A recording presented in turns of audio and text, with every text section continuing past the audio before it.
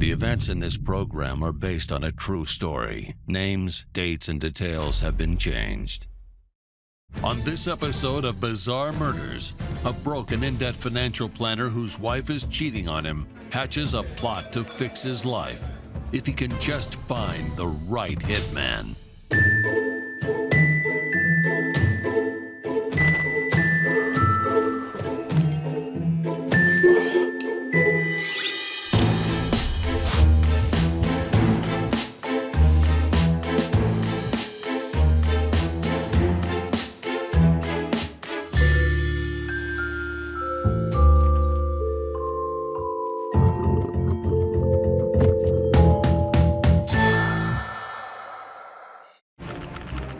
Houston, Texas, 2010.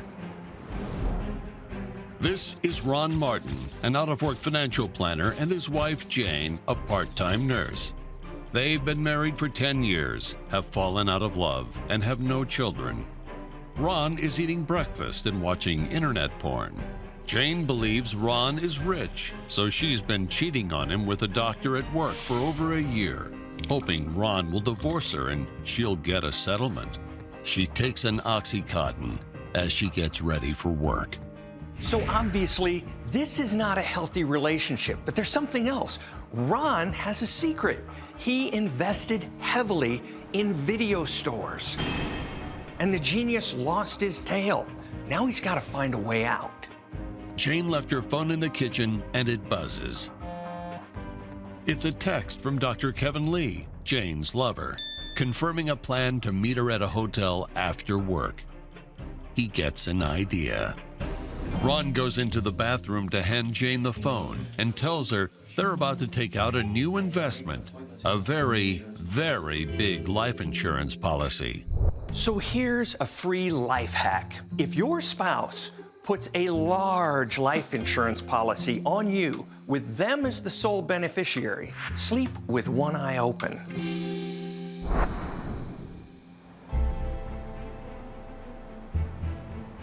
The next day, Jane signs the policy. In just 24 hours, Ron has gone from bankrupt cuckold to brazen criminal. Back at home, Ron turns on private browsing and searches for info on leave no trace murders. Ron is proving to be a very dumb criminal, but he thinks he's brilliant because all dumb criminals think they're brilliant. Here's the thing. Take it from an FBI agent. There is no such thing as private internet browsing. While searching for the perfect murder, Ron has a brilliant idea. He will hire someone else to do it. So the criminal genius puts an online ad out for a hitman. Hitmen are hard to find because the good ones aren't going to answer your ads. The bad ones are already in prison and doing 25 years to life. So what Ron is looking for is the dime a dozen guys who claim to be hitmen but really aren't.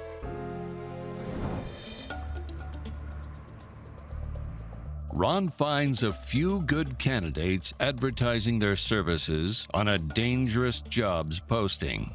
So he writes, "Hi, I saw your post about killing somebody for an insurance payout. Love to learn more." But it's okay, because he is on private browsing. He emails them to set up a series of interviews on Saturday. He's hosting a hitman job fair.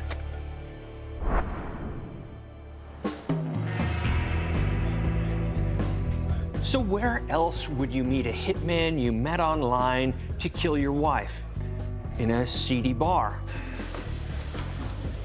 Ron meets the potential candidates.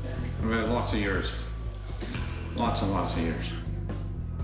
One after another. Some have potential. Others have too little experience. I'm the man you need, whatever you need done, however you need it done, I can do it. I mean, whatever you need, I can do it quietly, it can be messy, I mean, you tell me. But one sticks out for his enthusiasm and bargain rate. Carl Belt. So here he's got the cheapest guy on the internet. What could go wrong? Ron gives Carl a photo of his wife, Jane Martin, and a picture of her car. He tells Carl about Jane's daily activities, where she works, when she leaves the house, and asks Carl to take care of this before the weekend.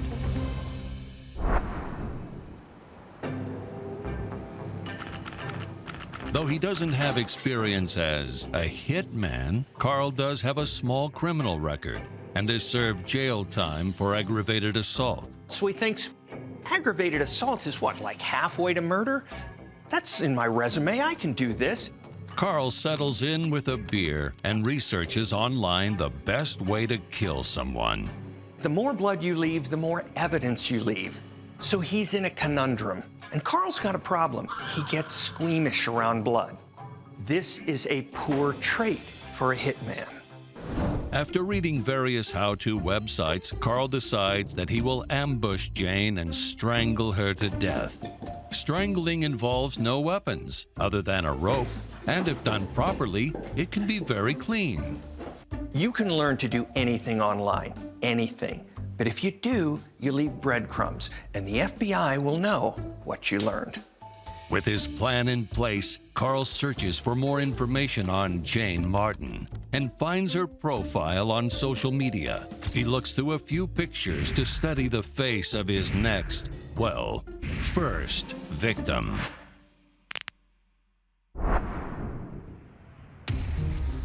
The next morning, Jane Martin leaves for work at the hospital.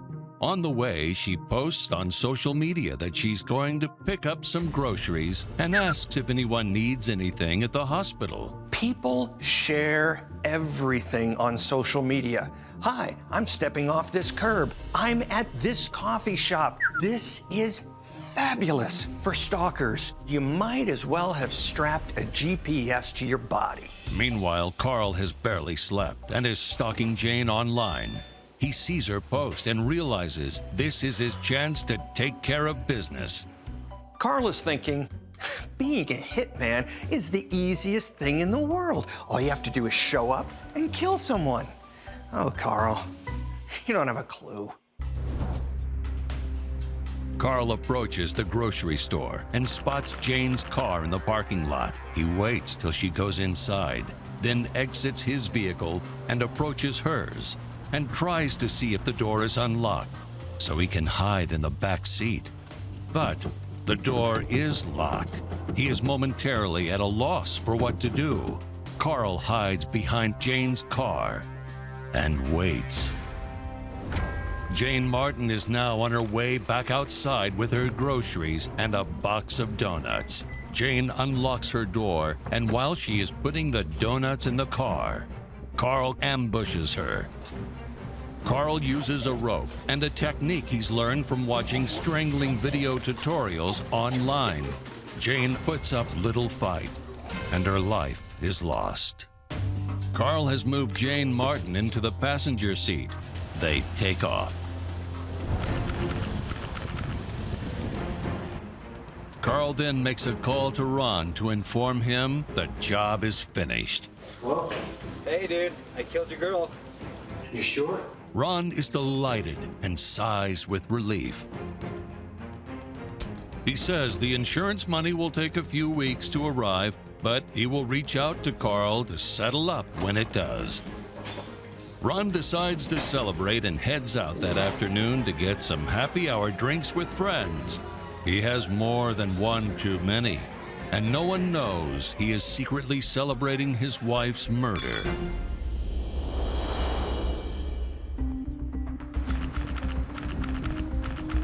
When he gets home, he notices the lights are on and the door is unlocked. Someone is there.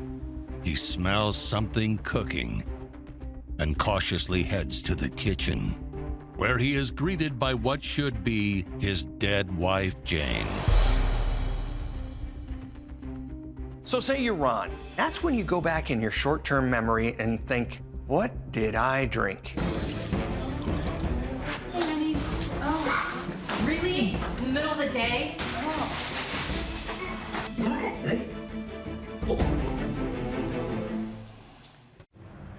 Ron Martin has discovered his wife of 10 years, Jane, has been cheating on him with a doctor at the hospital where she works as a nurse. Ron decides he's going to murder Jane, but he's not going to do it himself. Ron hires Carl Belt, who kills Jane Martin.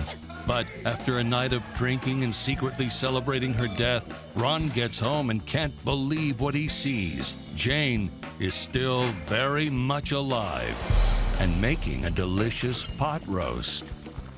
Hi, honey. He says hello to her, then exits the room and immediately calls Carl. Hello? What the hell did you do? You killed the wrong woman! What do you mean I killed the wrong person? Who can't believe what Ron is saying, and Ron sure sounds drunk. Yes, I'm drunk. You're an idiot. You know when your boss said, hey, you screwed up this job and it was embarrassing and you were sweating it out? Imagine how Carl's feeling right at that moment. He's told that you didn't kill my wife, and he's remembering, yeah, I pretty much sure I did. And so now you don't know whether you're dreaming or whether Ron's trying to rip you off. You have no idea what to think. And Ron is sitting there saying, what's going on? And then dinner's served. In order to prove his point, Ron snaps a selfie of them and sends it to Carl. What? No, get off of me. He sends it to Carl. Carl's got to be thinking to himself, I killed somebody. If it wasn't Jane Martin, who did I just kill?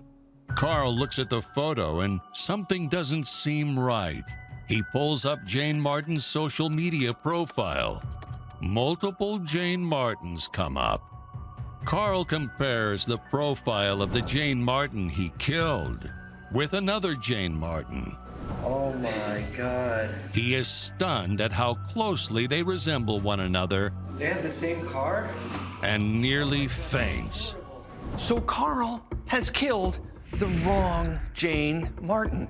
I mean, yes, there are two Jane Martins in Houston, and yes, they looked alike. Carl even did his homework, but he did it poorly. As if this case couldn't get more bizarre, it does. You see, the now deceased Jane Martin turns out to be an awesome human being. She works in a hospital. She never misses a day of work. She brings donuts into work. Everybody loves her. And Carl has killed her for no reason. But in an ironic twist, Carl could be home free at this point because he had no motive to kill this Jane. So the police have nothing to go on. They don't even know where to start. You don't put in your mind an accidental killing. He's home free if he walks away at that point.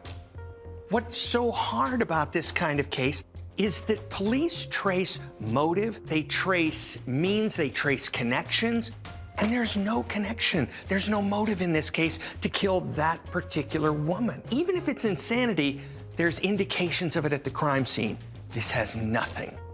Carl is home free if he just keeps his head down and never does anything wrong again. Jane Martin and Ron's wife looked a lot alike, but their personalities could not have been farther apart. Ron's wife, Jane, was kind of unpopular. The men liked her, the woman didn't. She talked down to people. She came off as arrogant. She was just nobody's favorite. Yeah.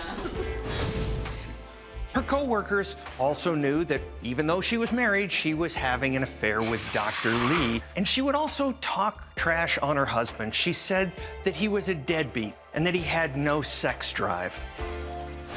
The surviving Jane Martin was also known to have recently fired a nursing intern, Keith Marshall, by blaming her own sloppy and misfiled paperwork on him.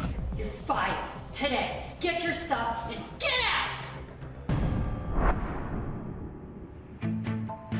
One day after she cooks dinner for her husband and finds him acting strangely, she finishes up work, puts away some things in her desk drawer, and inside finds a note that says, "Death to you." Jane is terrified at the discovery of the message.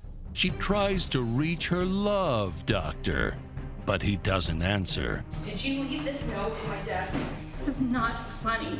So she frantically calls her husband, Ron, and leaves a message about someone trying to kill her. You need to call me as soon as you can.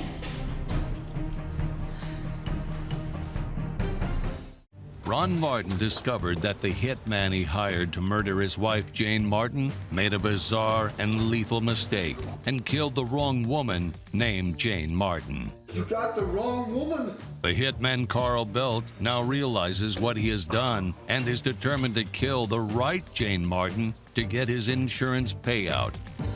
Meanwhile, the real target, Jane Martin, is alive but fearful after receiving a death threat at her office.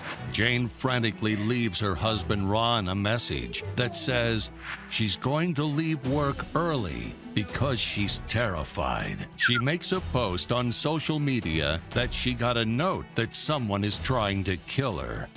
Carl sees the post and leaves for work. And this time, Carl is not going to waste his opportunity to kill the right Jane Martin. Jane is walking to her car, but this time, Carl has planned things well in advance. Carl is hiding behind the stairs near the parking lot. He sees that the Jane Martin he is about to kill drives the same model of car as the Jane Martin he already killed. When Jane turns her back on him, Carl rushes out behind her and starts choking her with the same rope. He pushes Jane into the passenger seat, where she goes out of consciousness. Two wrongs never make a right. An experienced hitman would never try to make good on this crime.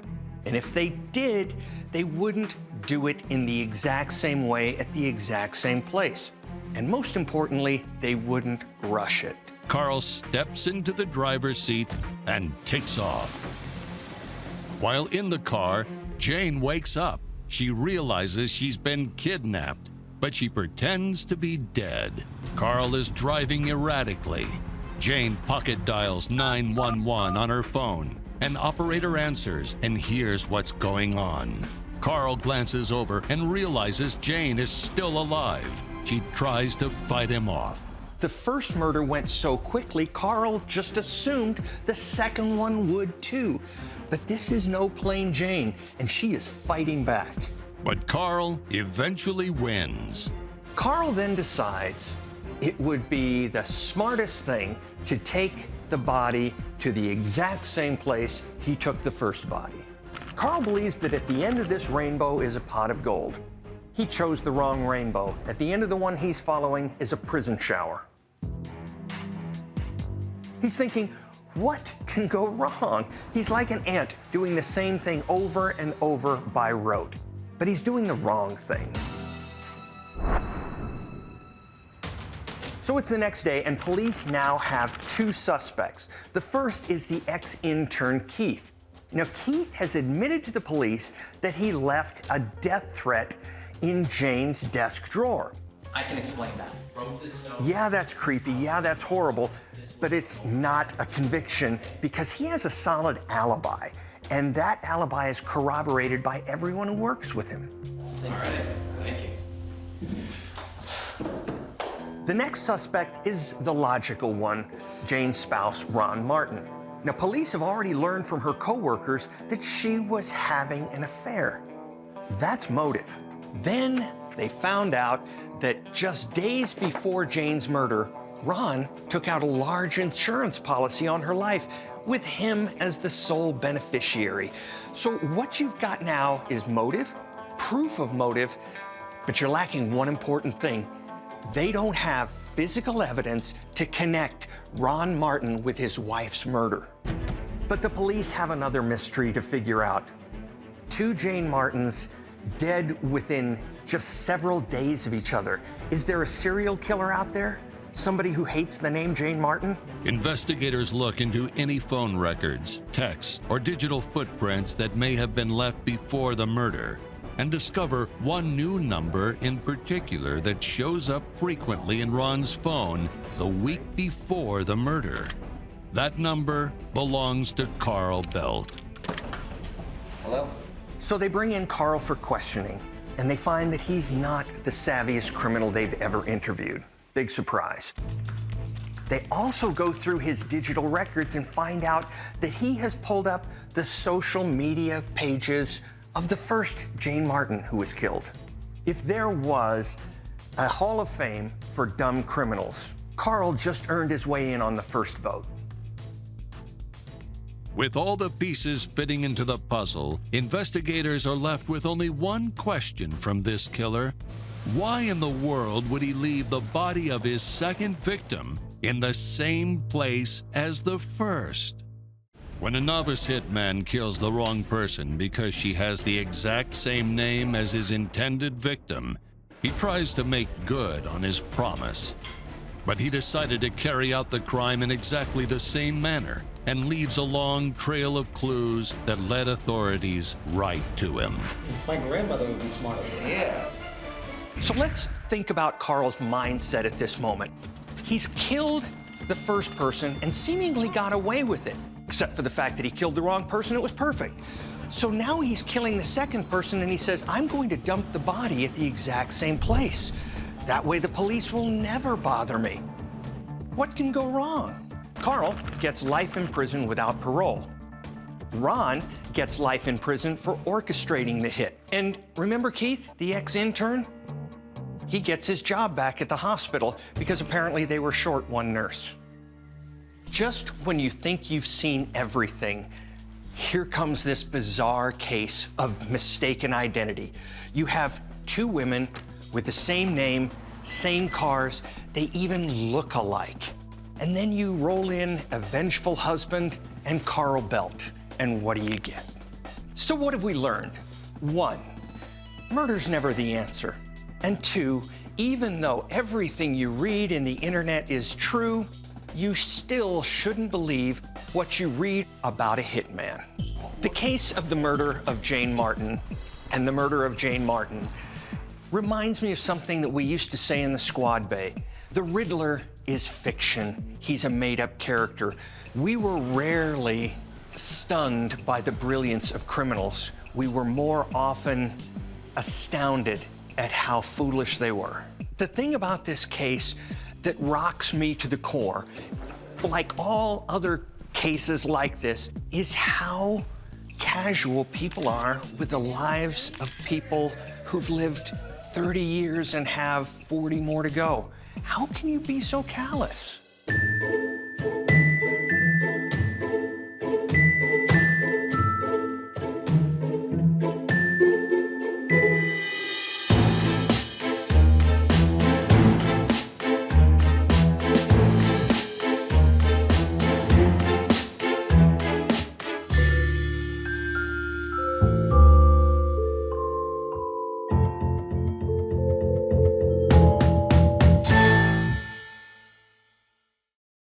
The events in this program are based on a true story. Names, dates, and details have been changed. Coming up on Bizarre Murders, a 15-year-old boy disappears without a trace. 2 years later, he surprisingly reemerges in another country, but upon his return, things just don't seem the same.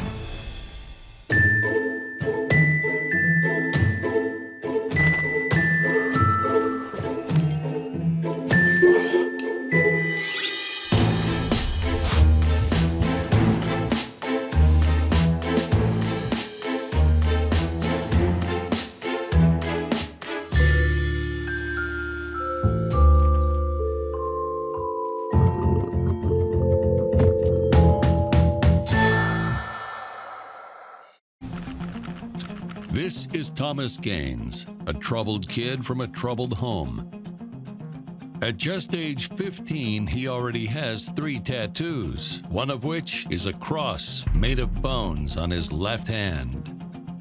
Thomas has developed a bad reputation around town for being physically and verbally abusive with his own mother, Janice Gaines. Give me the mirror. What? That's my mother's mirror. She's not in much better shape herself. Janice is a single mother who works the graveyard shift at the local donut shop. And she's developed a terrible addiction to heroin.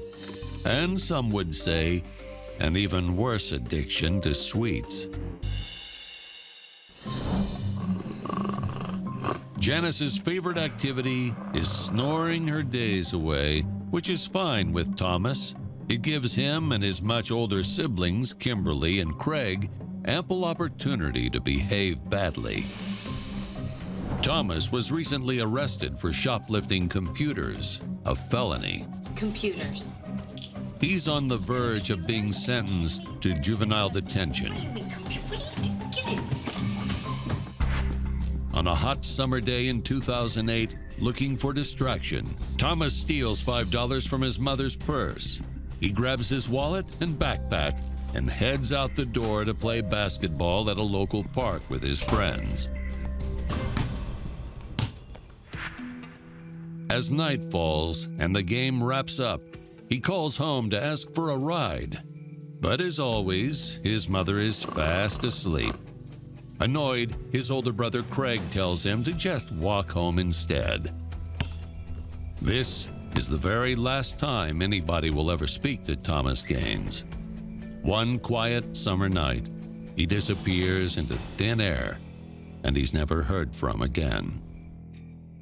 When a teen is reported missing, especially when there's a history of drug addiction or abuse or conflict in the home, it is almost always treated as a runaway. And in almost all of those cases, the kids are found and brought home within 72 hours or not at all.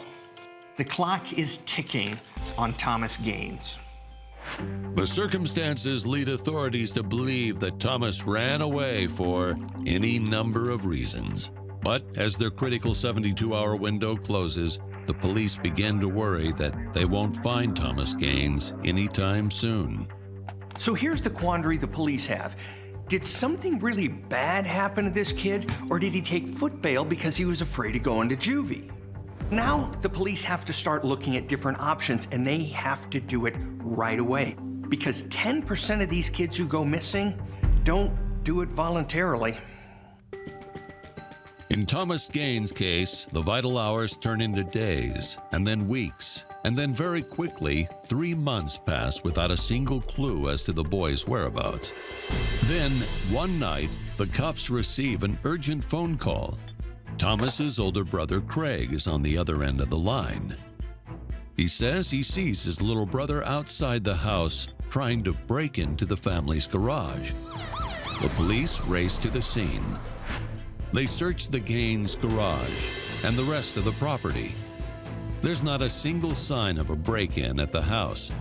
The cops question Craig and begin to wonder if he made up the story, and if so, why?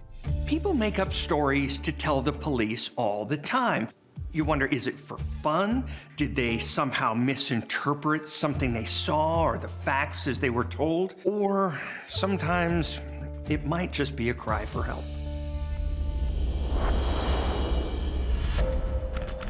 Two years after the disappearance of 15-year-old Thomas Gaines, cops receive a call from a police station in Italy. The man on the other end of the line says that a young man in their care recently escaped a European drug trafficking ring, where he was forced to traffic narcotics. The young man claims he was kidnapped 2 years earlier from Pomona, California. His name is Thomas Gaines. The police are stunned. The Italian caller lets them know that although visibly traumatized, Thomas seems to be in good condition. He's even learned to speak bits and pieces of several languages, including French. Now this is unbelievable. I mean, the odds of being found alive after being gone for 2 years has got to be somewhere like 1 in 10 million.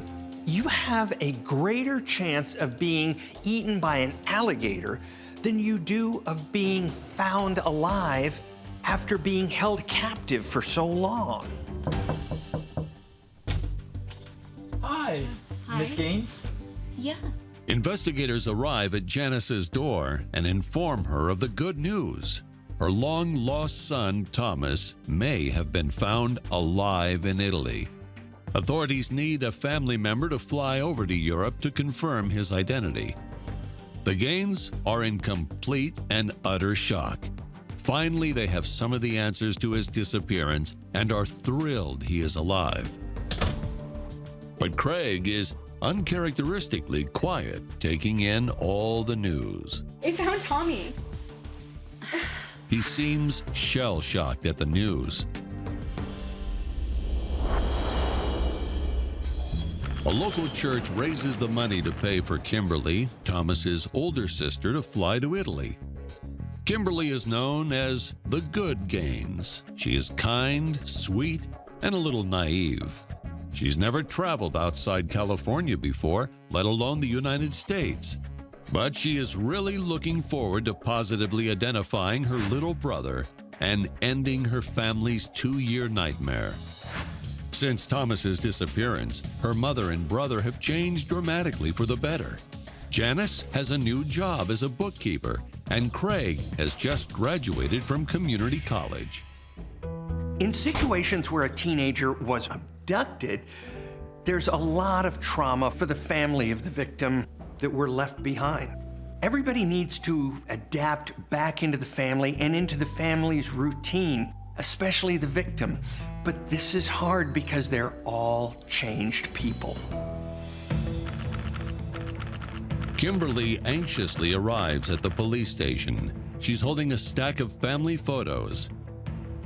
In another room, sitting quietly, is an older-looking teen, almost a man. Kimberly looks through a window at him. Could this young man in the corner of a foreign country 8,000 miles away from home really be her long-lost little brother? Thomas Gaines, a troubled 15-year-old kid, steals money from his mom and goes to play basketball, never to be heard from again.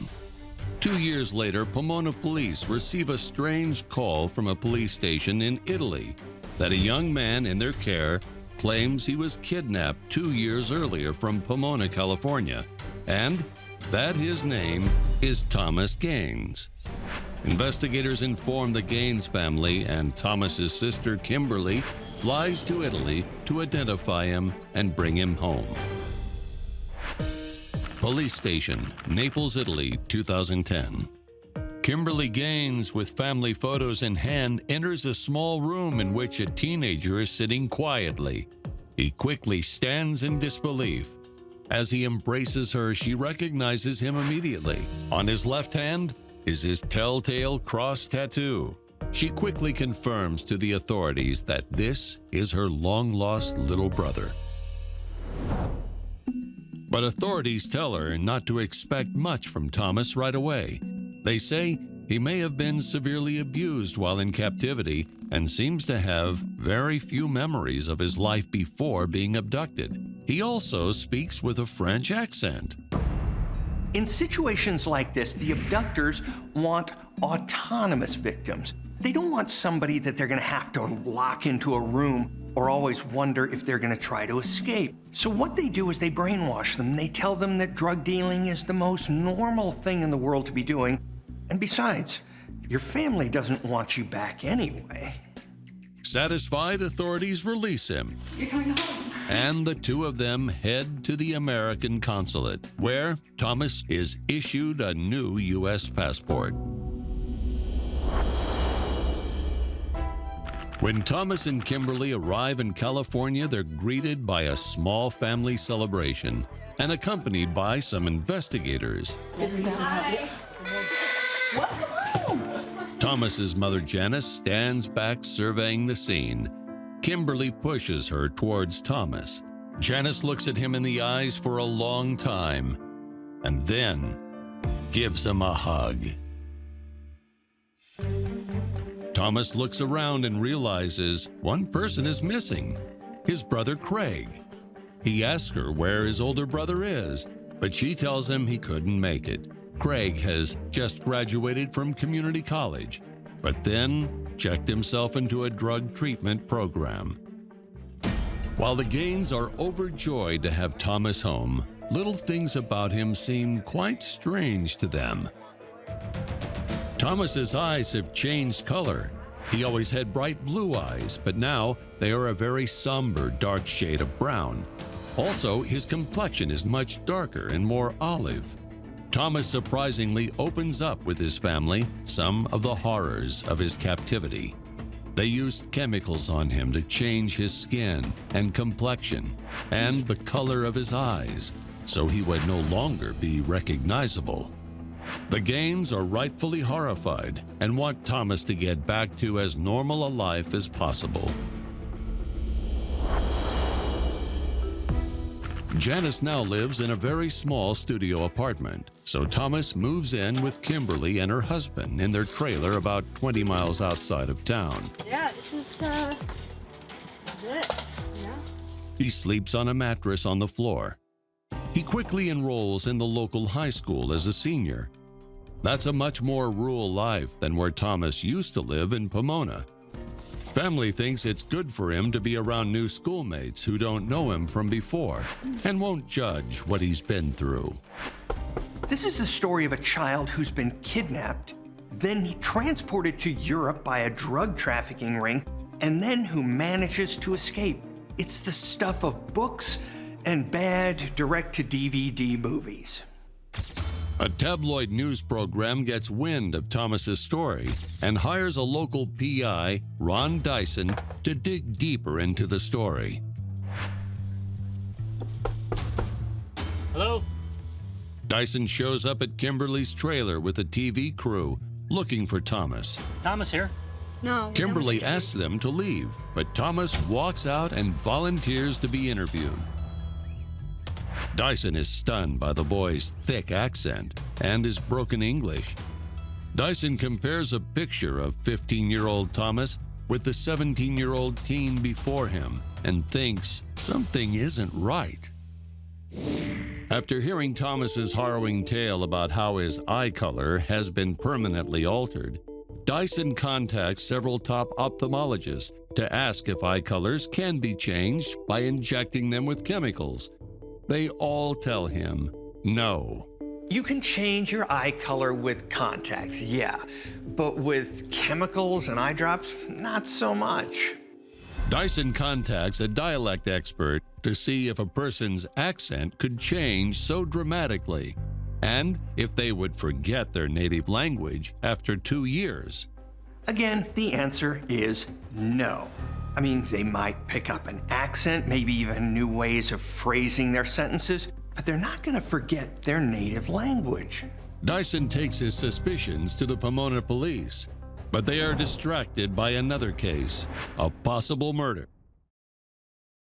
Thomas Gaines, a troubled 15-year-old kid from Pomona, California, suddenly disappears without a trace. 2 years later, the police receive a strange call from the authorities in Italy. They say a young man named Thomas Gaines is in their care. His eyes are a different color, and he has a thick French accent. Thomas and his family try to resume a normal life, but a local private investigator, Ron Dyson, starts digging into his story, senses something is wrong, and contacts the Pomona police. Meanwhile, construction workers building a new subdivision in Pomona have unearthed the skeletal remains of a preteen boy. Found along with his bones are a t-shirt and basketball shorts, a dirt-stained backpack, and the wallet of a 15-year-old Thomas Gaines. Homicide detectives are concerned. They send the bones away for DNA testing. If the bones are Thomas Gaines, then who is the young man living with them? If the bones are not Thomas's, then whose are they? Authorities decide they must get DNA from Thomas Gaines. They visit the trailer and invite Thomas to come to the station with them to answer questions about his captors. Okay. Okay, good. Thomas obliges, and while at the station, they have him take a DNA test and fingerprints. Yeah. You know, they didn't fingerprint him? I mean, really? That's the first thing you do. It is crucial to find out things like, who is this guy? The police run his fingerprints through the FBI database and Interpol. They get a hit, but they're stunned with the results. The person claiming to be Thomas Gaines is actually a French national by the name of Jacques Gobert. He's known to law enforcement agencies in Europe as an impersonator of missing children. He even has a nickname, the Changeling. Each time Jacques was exposed as an imposter, he would casually admit to his crime and move on in the dead of night to a new town and start again.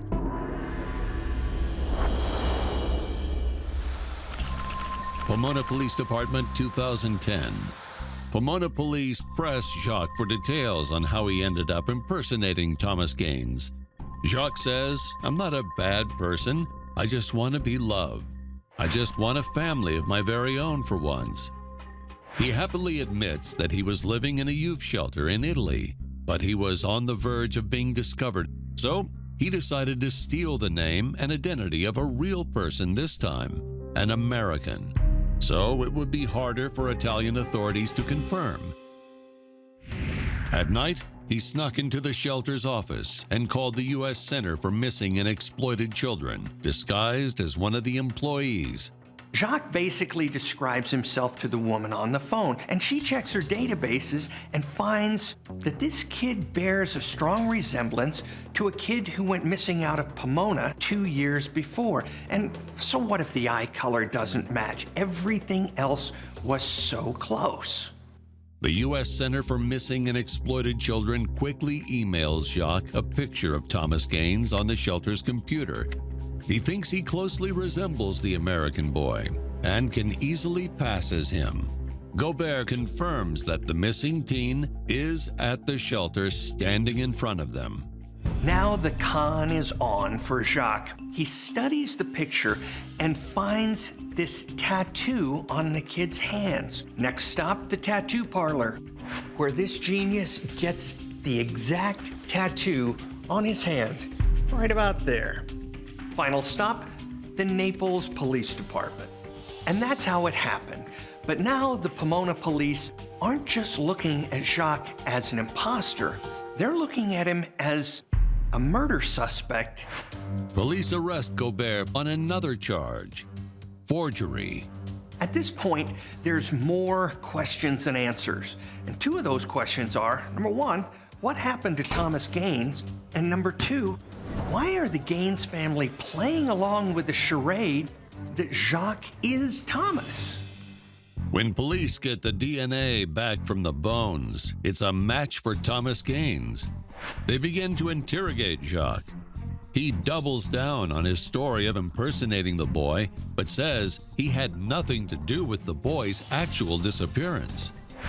But he says the only family member who avoids him is Thomas's older brother, Craig. He tells the police he thinks Thomas's brother had always known he was an imposter, but he's not sure why.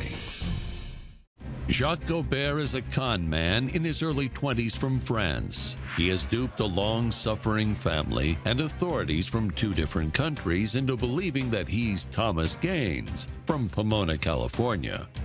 But 3 months after Gobert moved to Pomona, the real Thomas Gaines' remains were unearthed by a construction crew. Jacques breaks down and admits he is an imposter, but has no idea who killed the real Thomas Gaines. Pomona detectives inform Janice Gaines about the discovery of her son's remains and the identity of the young man who had claimed to be Thomas Gaines. Janice is stunned and tearful. She says that she began to suspect the young man was not her son, but she so badly wanted to believe it. Craig is less emotional, but he denies knowing anything about his brother's disappearance. A few days later, the police visit Craig in his apartment to question him again, but they find him dead of a drug overdose, which they rule a suicide. Janice breaks down when police tell her the news about Craig. She knows why Craig killed himself. 2 years ago, after Thomas disappeared, Craig admitted to his mother that he killed Thomas, choking him in a drug-induced rage.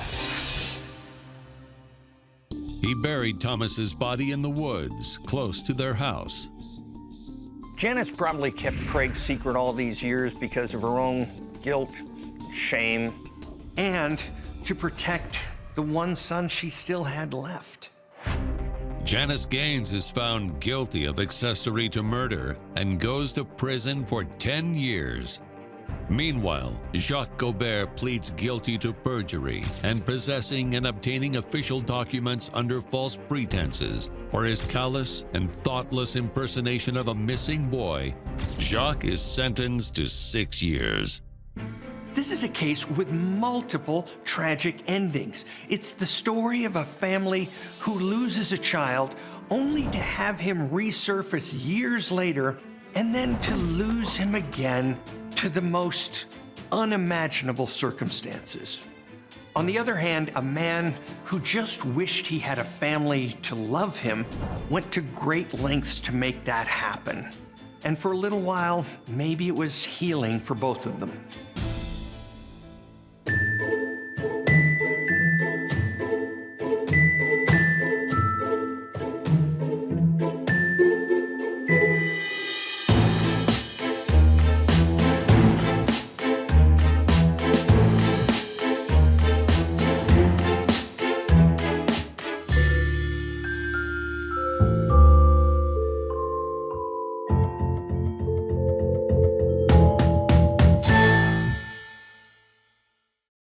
The events in this program are based on a true story. Names, dates, and details have been changed.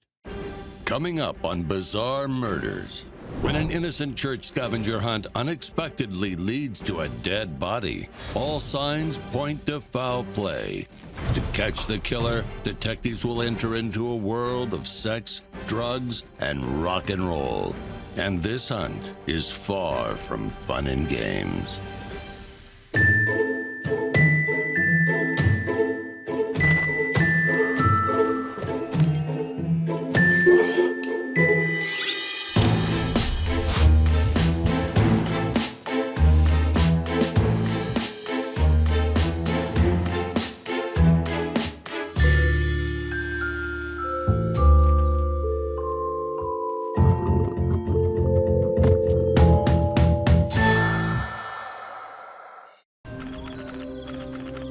Seattle, Washington, 2006.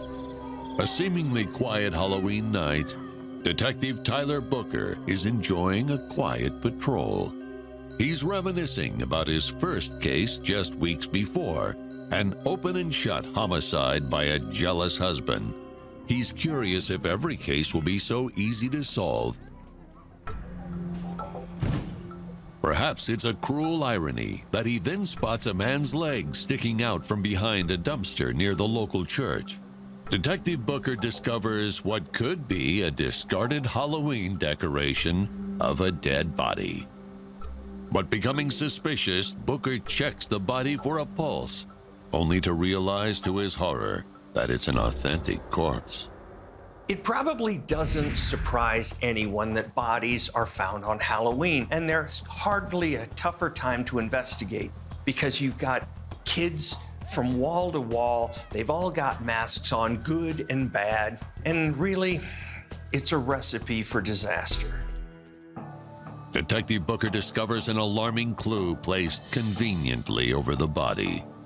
Written on a poster board are the words, "Yes, Matthew is dead, but his body not felt. Those brains were not Matt's because his body did melt. For Billy threw Matthew in some hot boiling oil to confuse the police. For the mystery they did toil." He quickly calls for backup. This is Agent Booker. I got 1144. Requesting backup, over. When you arrive at a crime scene where there's a body, you have to determine whether this person who is dead because they killed themselves or they accidentally overdosed. Because if that's the case, you can go home and let the coroner take over. But if he was killed by somebody else, that means there's a murderer out there. Police begin a search of the immediate area, scouring the church grounds for any more clues or accidental evidence the killer may have left behind. What they find are more and more riddles. The next one, found under the mat of the church door, reads, "A quick search inside to find the source of sin, and then near the cemetery to find its victim again." Deciphering the riddle to mean another murder victim could be found in the cemetery or possibly the church's sanctuary, the detectives split up, beginning a wild goose chase for another body. 30 years of movies and TV have inadvertently created a new kind of narcissistic criminal mastermind. The detectives who investigate these kind of crimes tend to lump them into two categories. The first is the eye roll, because these people are never as smart as they think they are. But the second one is the chill down the spine, because if these people think they got away with it the first time, there's going to be a second time. Police find nothing inside the church, but Detective Booker returns with another riddle from the cemetery. The last clue to end your search: find the altar where Noah's dove would perch. It's an odd clue, and one that leaves everyone of the police force absolutely baffled. The next thing they've got to do is identify the body, because if the detectives can't make heads or tails of this nice little riddle the killer left, then all they've got is the information Mr. Happy behind the dumpster is going to give them. But they've got to work fast because there's a sick killer out there.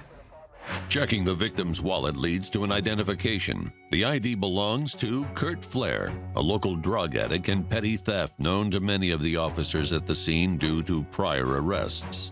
But the ID also leaves another clue. The fact that it's there means his killer never had any intention of hiding the identity of his victim. This and the riddles left behind could mean every detective's worst nightmare. It's a random killing. Now they have to hope the toxicology report will come back with new evidence that can help point them in the right direction. In the meantime, Detective Booker takes the riddles in for DNA testing, but the case hits another speed bump when they can't find a matching fingerprint in their database. The good news is, if this is his first murder, or even his first crime, he's probably not very good at it. And you know how he's learning how to do it? From TV and movies. And cops watch TV and movies too. Detective Booker's new job just got a whole lot tougher, as he is left to notify Kurt's mother, Karen, of his passing and question her. Karen Flair, sporting a rap sheet that includes prostitution and drug abuse, is no stranger to the Seattle Police Department. And when Booker finds her, she's right in the middle of a bender. The news of Kurt's death barely affects her at all. She says the last time she and Kurt spoke, he had just gotten out of rehab and was swearing he would remain sober. Booker asked her for a list of people who might want to see Kurt dead, but she can't come up with any names. Consider the world of drug users. They run the gamut from multiple murderers to junkies who wouldn't hurt a fly. And they all have two things in common. Number one, they've seen everything, done everything, been around the block. And number two, none of them will talk to the police. Coming up short, he turns to the autopsy report to find that Kurt's cause of death was at the hands of a drug called a speedball, an often lethal mix of heroin and cocaine.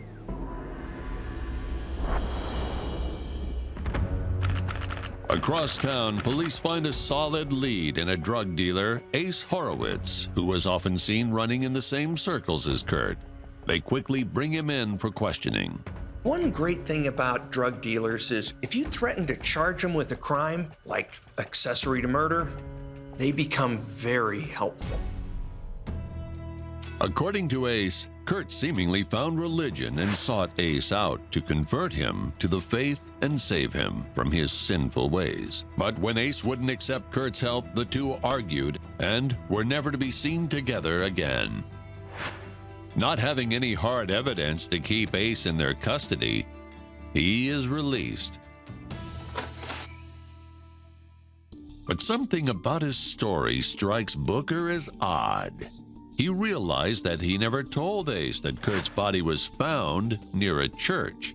But still, Ace told them that Kurt had recently converted to Christianity. Booker quickly realizes his mistake and rallies a group to round him up again. They approach Ace's dilapidated apartment and knocked on the door, Ace, open up! only to find nobody is home. Having probable cause, they quickly burst inside, only to find his apartment empty. A series of riddles hangs above a murder site at a church on Halloween night. When the mother of the deceased claims she hasn't seen her son Kurt in months, police shake down local drug dealer Ace Horowitz. But bad turns to worse when Ace disappears. As officers continue to search for Ace, Detective Booker returns to the scene of the crime one last time to search for more clues. But when he arrives, he finds a group of gawking teenagers waiting outside the crime scene tape, eager to learn what has taken place recently. Showing a little bit of a facial tic, the leader of the group introduces himself as Jeff Torringson, the son of the church's preacher, Pastor Torringson. Thinking that it's possible the kids could know something, Booker explains that the body of Kurt Flair was found on the church grounds 2 nights prior, and that they are still looking for any leads that could help them find his killer. Jeff tells Detective Booker that Kurt was a part of their youth group, and that he had not been answering their calls to attend a Christian rock concert with the band Praise. Upon further questioning, Kurt's standing as a newly devoted Jesus freak becomes all the more apparent as Jeff and his friends rattle on about Kurt's persistence in attending every youth group function the church offered. Jeff even claims that Kurt had expressed interest in attending seminary school, and his father, Pastor Torringson, had promised to pay for it. Booker is stunned to discover that some of Ace Horowitz's story is true, which makes his evading of police all the more suspicious. Now police don't know what to think because the revelation that Kurt was an active church member corroborates Ace's story, and it also explains why Kurt wouldn't be living with his mother, but police still don't know why he left. To bypass another rant about church camp activities and trivial kumbaya-esque mantras of faith, Detective Booker asked to speak with Jeff's father before he himself is accidentally converted to Christianity. Thank you guys again. Really appreciate it.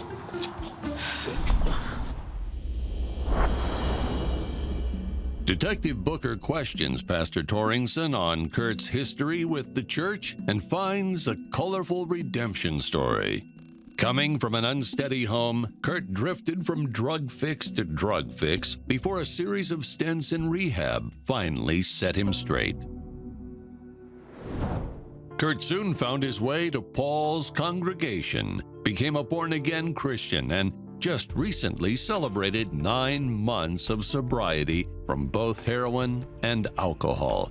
He was welcomed to the church family by most of the parish and even developed a close bond with Paul himself. When Kurt told the pastor about his tumultuous living situation, the preacher let him stay at the church for as long as he needed. Religious conversions of drug addicts, we hear it every day, and sometimes we're skeptical about them, but this one seemed real. So if that's true and Kurt was clean, why is he laying dead from a speedball overdose? And why is Ace Horowitz in the wind? After Paul's voluntary interview, Booker informs him of the clues the alleged killer left behind all over the crime scene. But when Booker shows him the riddles, the pastor suddenly turns pale. There's something wrong. Pastor Torringson explains that he was the one who wrote the riddles, but never intended for them to appear at the scene of a murder.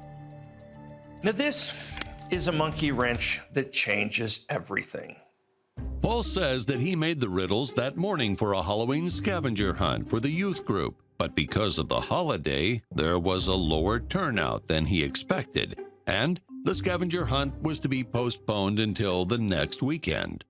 He just forgot to take the clues down. And just like that, all their theories get tossed out of the window. These aren't a series of murderous riddles. These are biblical illusions. There's no genius killer out there. I mean, is there a killer at all? I mean, this could simply be a suicide. But Detective Booker still has questions to his dissolving mystery that continue to push his investigation in the direction of homicide.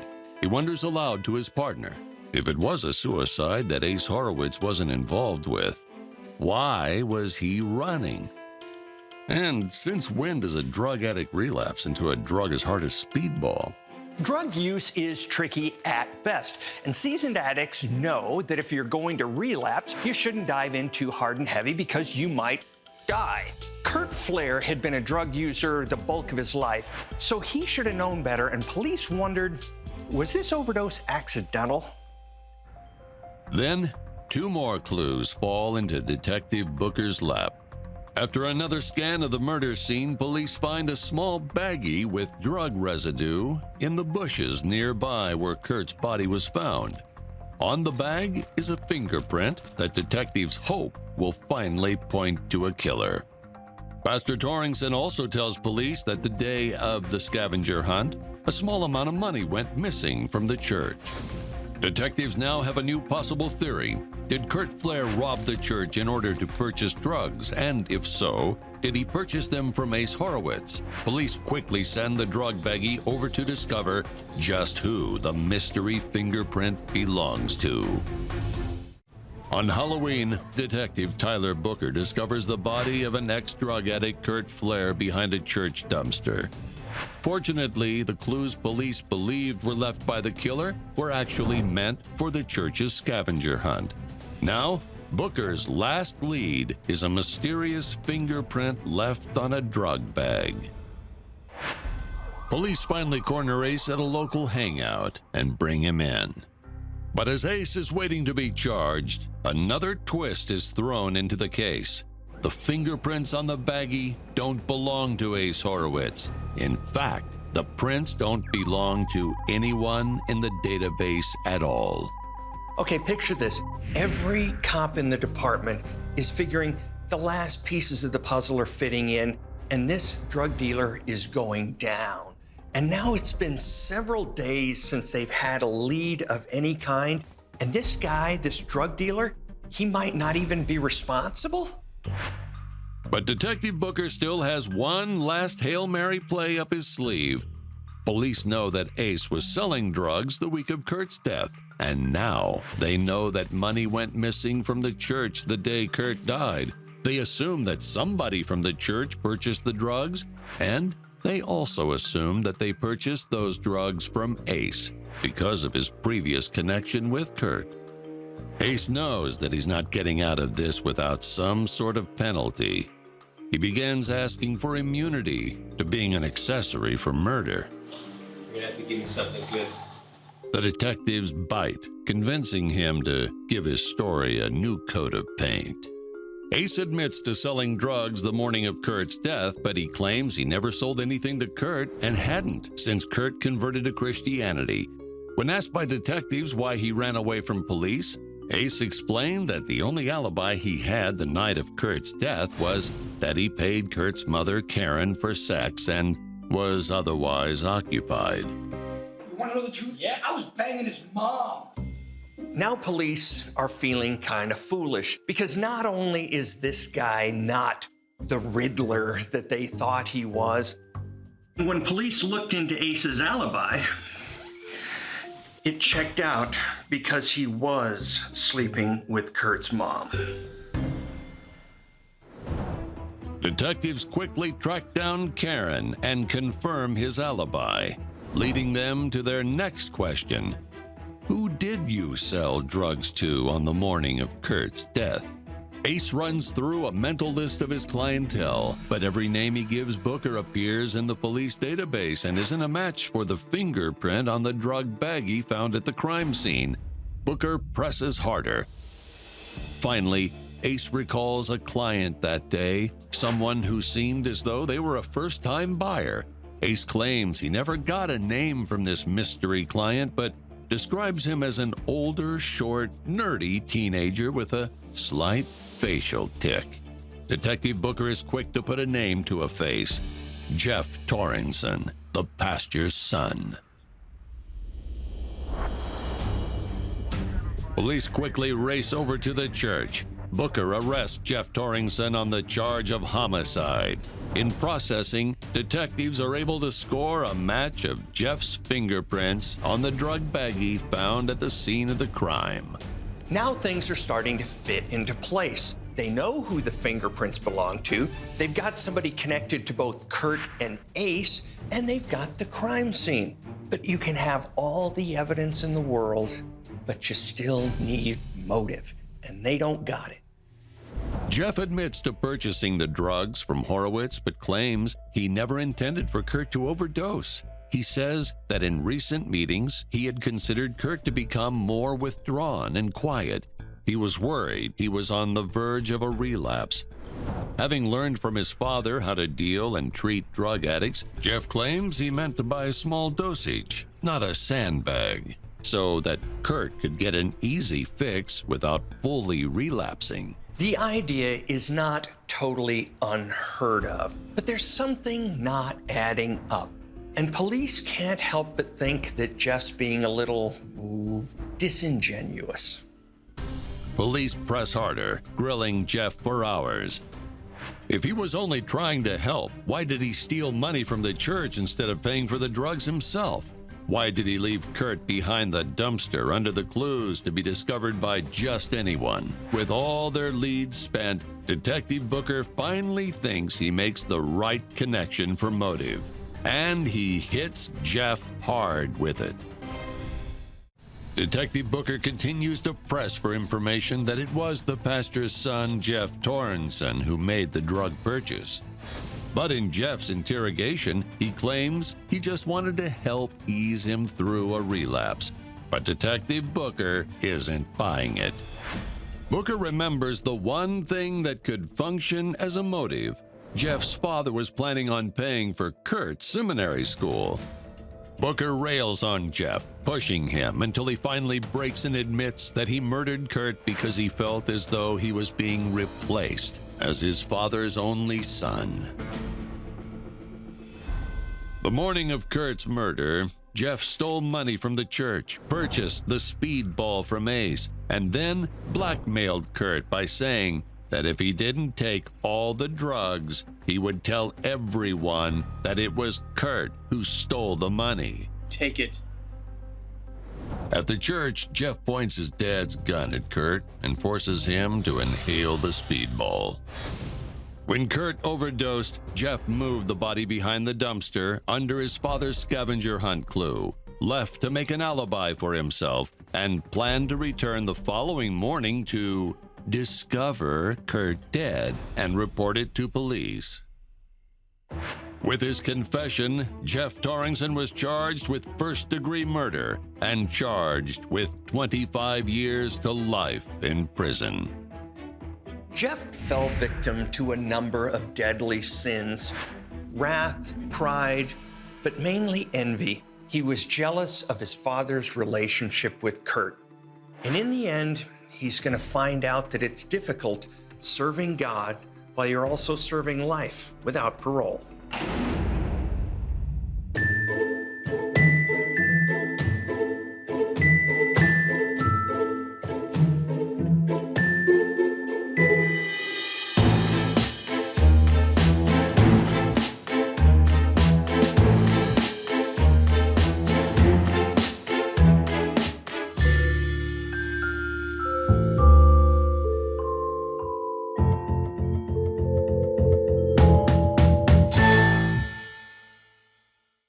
The events in this program are inspired by a true story. Names, dates, and events have been changed. Viewer discretion is advised.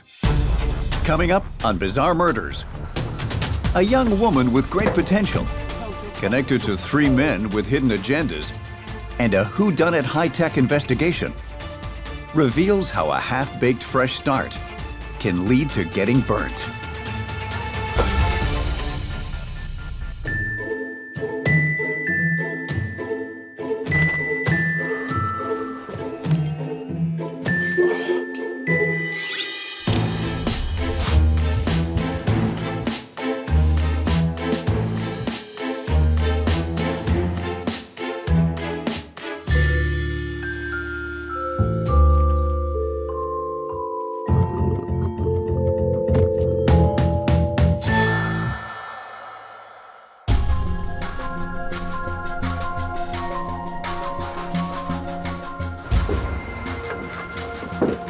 Cecilia is a 21-year-old high school dropout.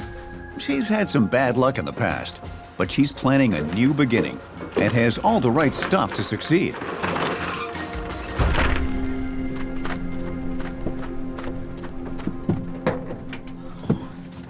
Right? Yeah? Judd has been Cecilia's close friend since high school. He knows what she's been through, and through it all, he's been there for her.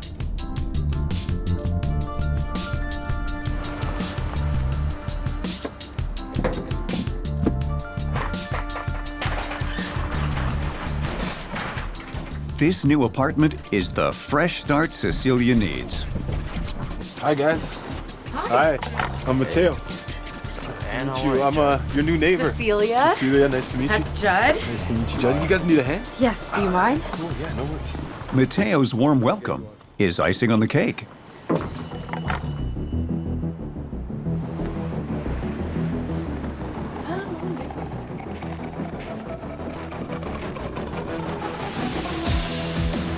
This one. Judd? Judd, for real? But then Dylan, Cecilia's ex-boyfriend, makes a surprise appearance. Get out of here. You get out of here. What the hell's your problem? He's the reason she needs a fresh start. You punk.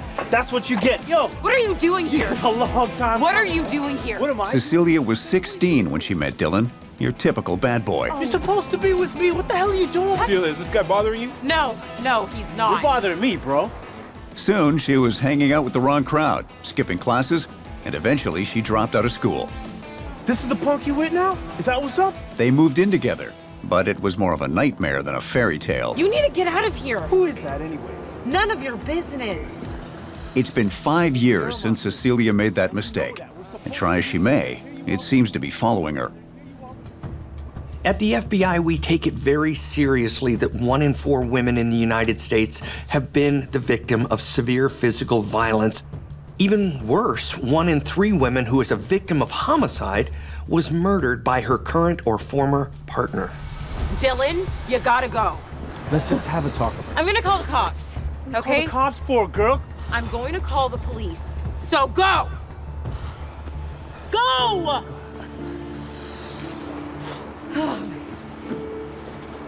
Oh, I'm sorry. You all right, man? You okay? Who was that guy? Nobody. Honestly. This is what we call a cycle of abuse. More often than not, women in her situation won't call the police.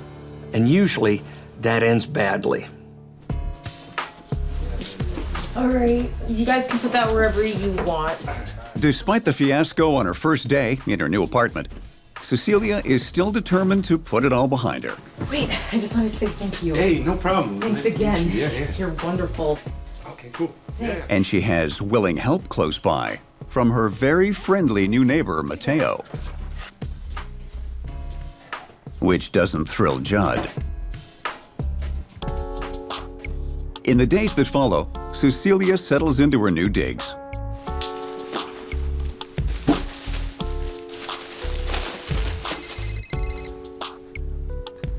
Hello?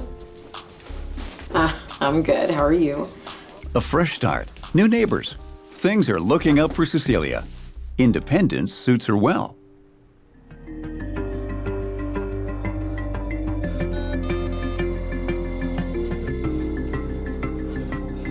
I need an ambulance. My friend's been attacked. Hurry!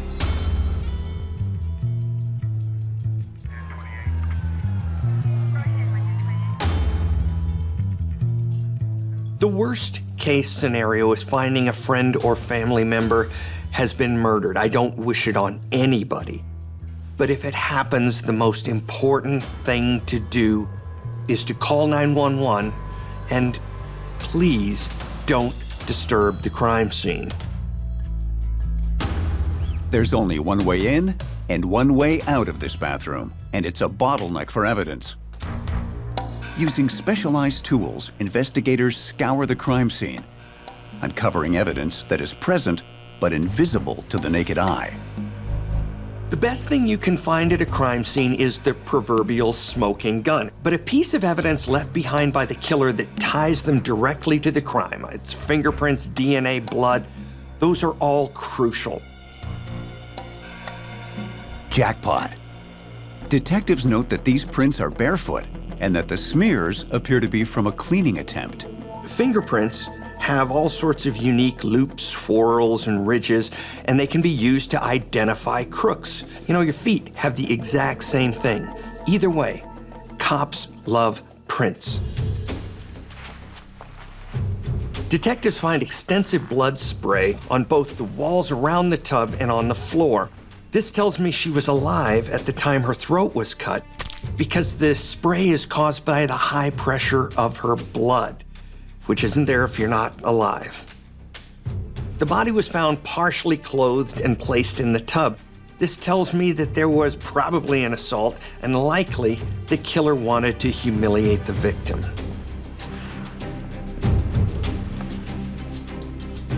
Every bit of evidence tells a story, and these are adding up. Blood in the hallway, on the counter, in the bathroom, a sloppy murder scene, which means it wasn't planned, and of course, the random hot dog buns. This is all trending towards a crime of passion.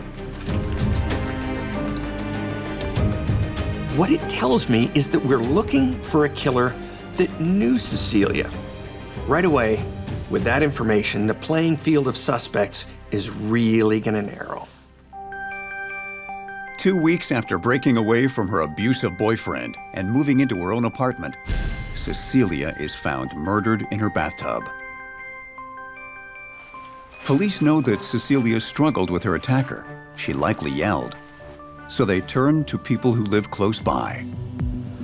Were you aware that your neighbor Cecilia was murdered on the 15th? Oh my God, no. Oh my God. You do know Cecilia? I met her one time when she moved in, the day she moved in. But when asked if the couple had heard anything like screaming or signs of a struggle, We were all sleeping. Yeah. Yeah. a dead end. Anybody else that might know her? Actually, there was Her boyfriend. Yeah, her ex-boyfriend Dylan. I think that's what his name. There was the day she moved in. He actually showed up and started arguing with her, and actually punched one of her friends in the stomach. After hearing about Dylan's altercation with Judd, the detective leaves with both Judd and Dylan on his list of suspects. That what you wanted? That what you wanted, bro?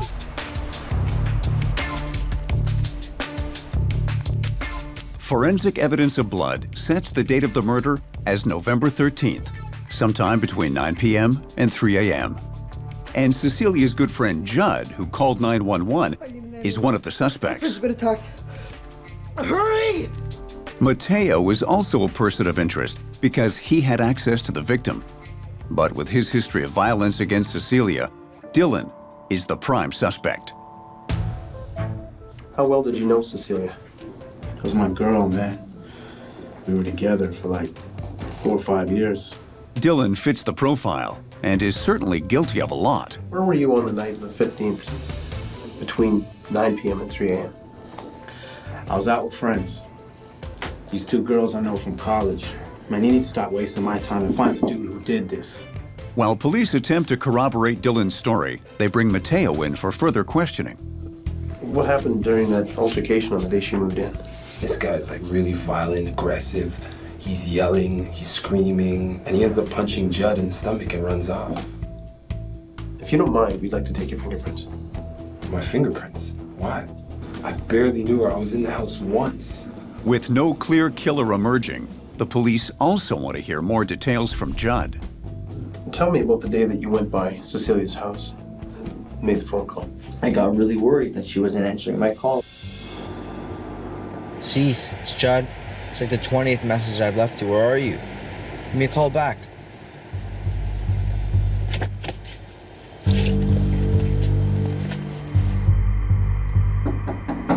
Cease, open up! Cease, it's Judd!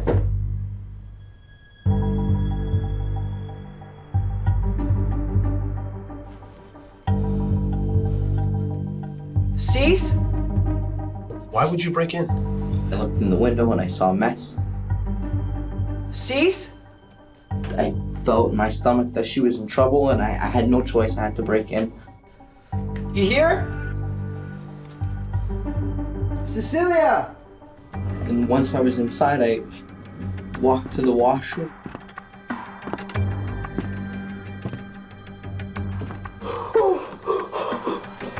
There she was. Was she alive when you found her? No. You'd find it shocking how often guilty people are trying to defer suspicion by appearing to help police. Yeah, okay, whatever.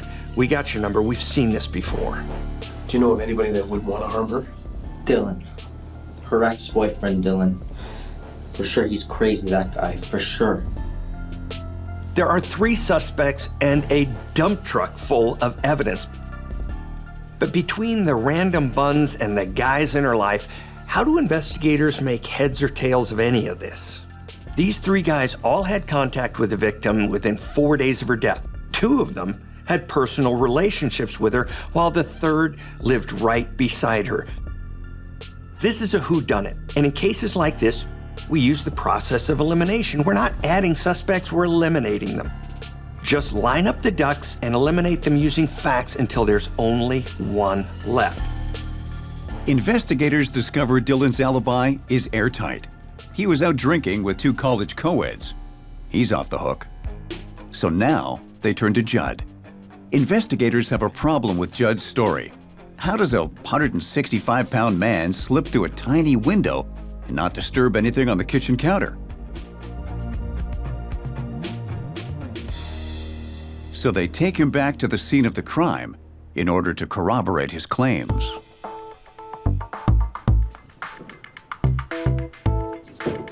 Judd demonstrates what he did the morning he found the body, and the counter remains untouched. For now, he's no longer a suspect. To complicate matters, police don't find a match to either Dylan or Judd's prints anywhere in the house. Detectives are at a loss with their 2 prime suspects eliminated and time ticking. If you don't nail down a case in the first 48 hours, the chances of it ever being solved get pretty slim. But then they catch a break. Forensics find a match to the bloody footprint found at the scene of the crime. It belongs to Mateo. Now they've placed Mateo at the crime scene. They've caught him in a lie. I was in the house once. He has graduated to prime suspect. It's not a lock, but it is definitely time to have a 3rd conversation with the friendly neighbor next door. Mateo is brought in for another round of questioning. We found your footprint in the hallway. Police confront him with the matching footprint evidence. Obviously shaken, he gives detectives a complete flip-flop of his original story. Okay, look, man. I was with Cecilia the night before she died. Mateo claims that he and Cecilia have been having a bombshell affair for the past couple of weeks that started right after she moved in. That night, we had a couple drinks, we made out a little bit, and then I left. I swear I didn't kill her. The next morning, I snuck over to her place to surprise her. Cecilia! Hey, Cecilia! He had visited for another morning tryst when he found her dead in the tub. I panicked. There was blood everywhere. So I ran home, scared. Well, I realized I left bloody footprints in the hallway. So I ran back and cleaned them up. I was just scared, but I didn't kill her. He claims that's how his prints got in the hallway. So why didn't you report the body? It's my wife, man. I didn't want my wife to find out about the affair. One more shoe drops in Mateo's perimeter. What can you tell me about this? This is a long time ago, man. I'm a different person.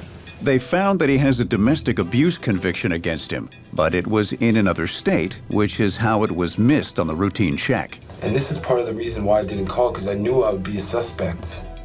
Game changer. This is a big deal, because if you've got one conviction for violence against a spouse, You've probably done it a lot before it got bad enough to have your wife turn you in. This guy has a proven violent temper, and he's not afraid to take that out on women. I swear I didn't kill her. Police think they're looking at their guy, but they don't have enough conclusive evidence to lay a charge that will stick. They're forced to let him go, but under the order that he's not to leave town. Instinct is telling me this is the guy. Here's the hitch, and it's a big one.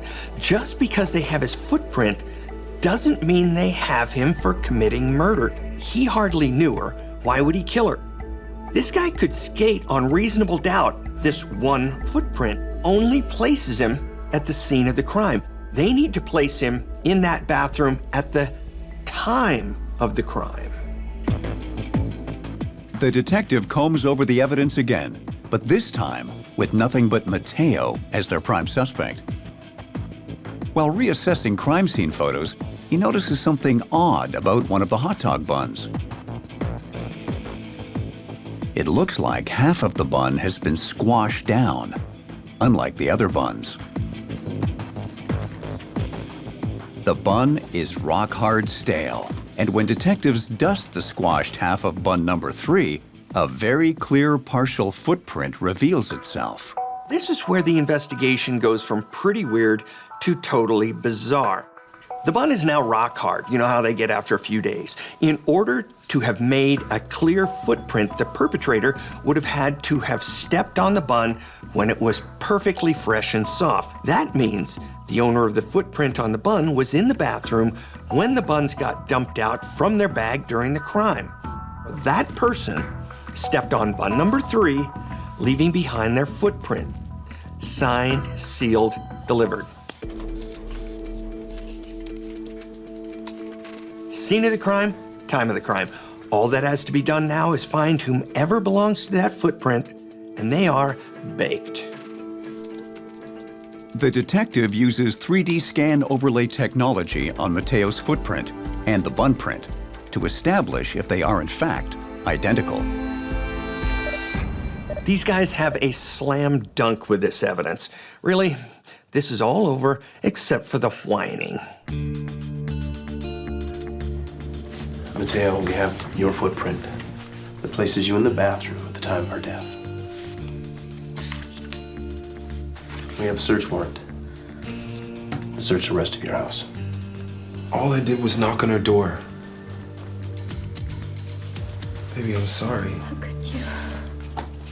Police put together the evidence and determined that on the evening of November 13th, Mateo went to Cecilia's house after his wife Carolyn had gone to bed.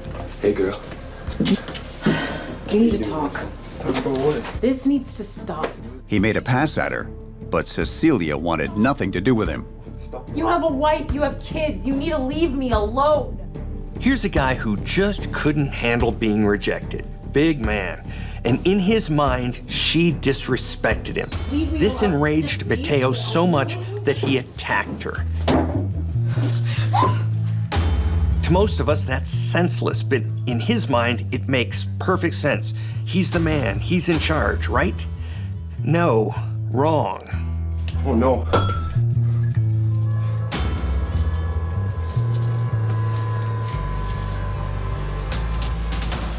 Mateo dragged Cecilia to the bathroom,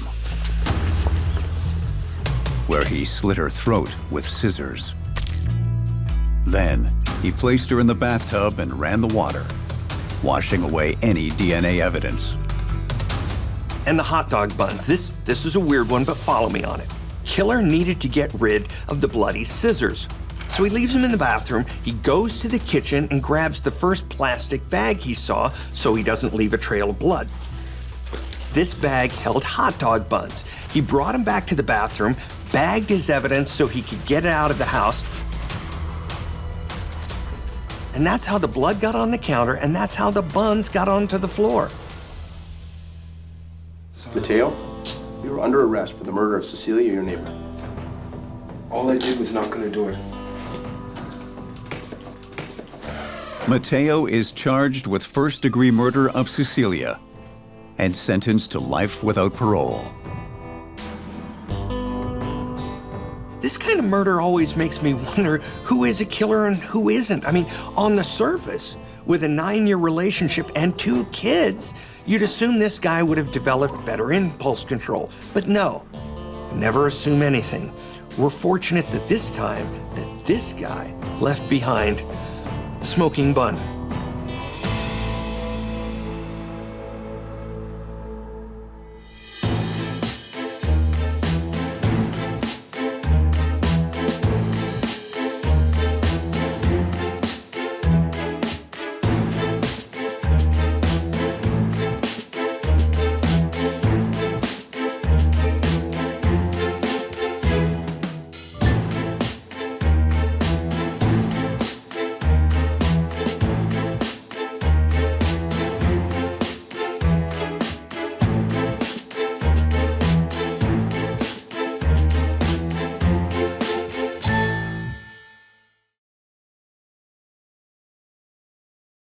The events in this program are inspired by a true story. Names, dates, and events have been changed. Viewer discretion is advised.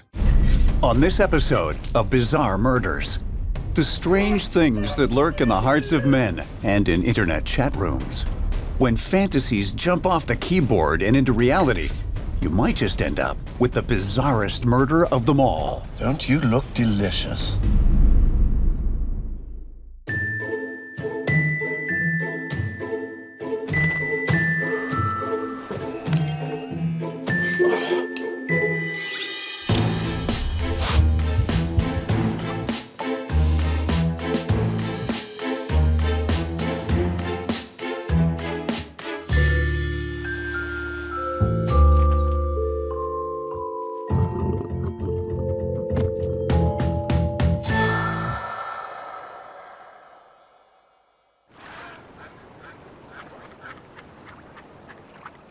Once upon a time, in a farmhouse set in a beautiful valley of rolling hills, there lived a seemingly normal salesman.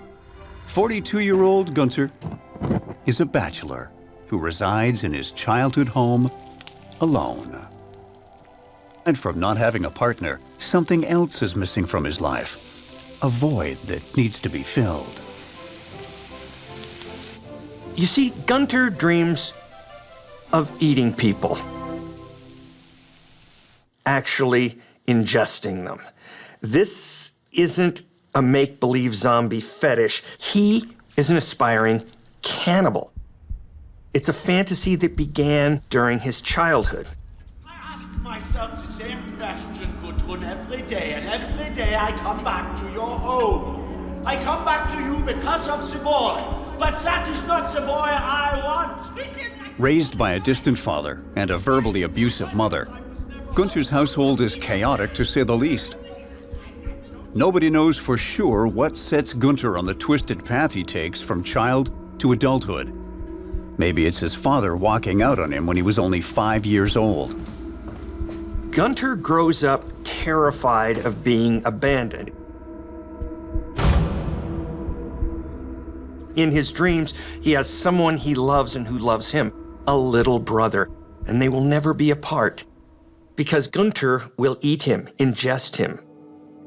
It's a sick take on togetherness, but Gunter takes it as kind of like snuggling. You want to snuggle with that guy? Gunter doesn't get much affection at home. Bitter and angry, his mother treats her child as a servant and as an emotional punching bag.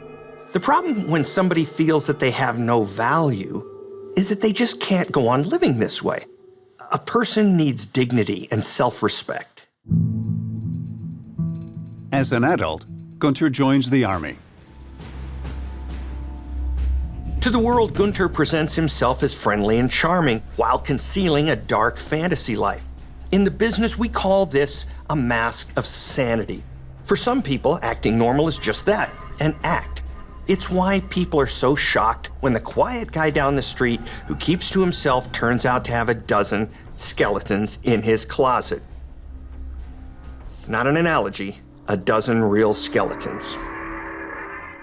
Maybe it's the discipline of military life that keeps him on an even keel. Maybe being away from mom eases the pressure. Or maybe it's losing himself in drink. For that whole time, his fantasies continue, but he doesn't act on them. But it's harder to keep being a drunk under your hat. A couple of DUI car wrecks cost Gunter his military career and sends him crawling back to, you guessed it, Mommy's house. Willkommen, Liebling. It seems that this is a turning point for our boy Gunter. Up until now, he's been just a geeky loner weirdo. Every town's got a few of them. But he found a place for himself in the army. Getting booted, though, and ending up back at home where he started seemed to twist something deep inside of him. Home, single, trapped with his abusive mother in an old house in a tiny village. His military career a failure, Gunter reinvents himself as a salesman. By day, selling surgical tools. By night, trolling the internet. And then, one fine day, Gunter gets a bit of luck.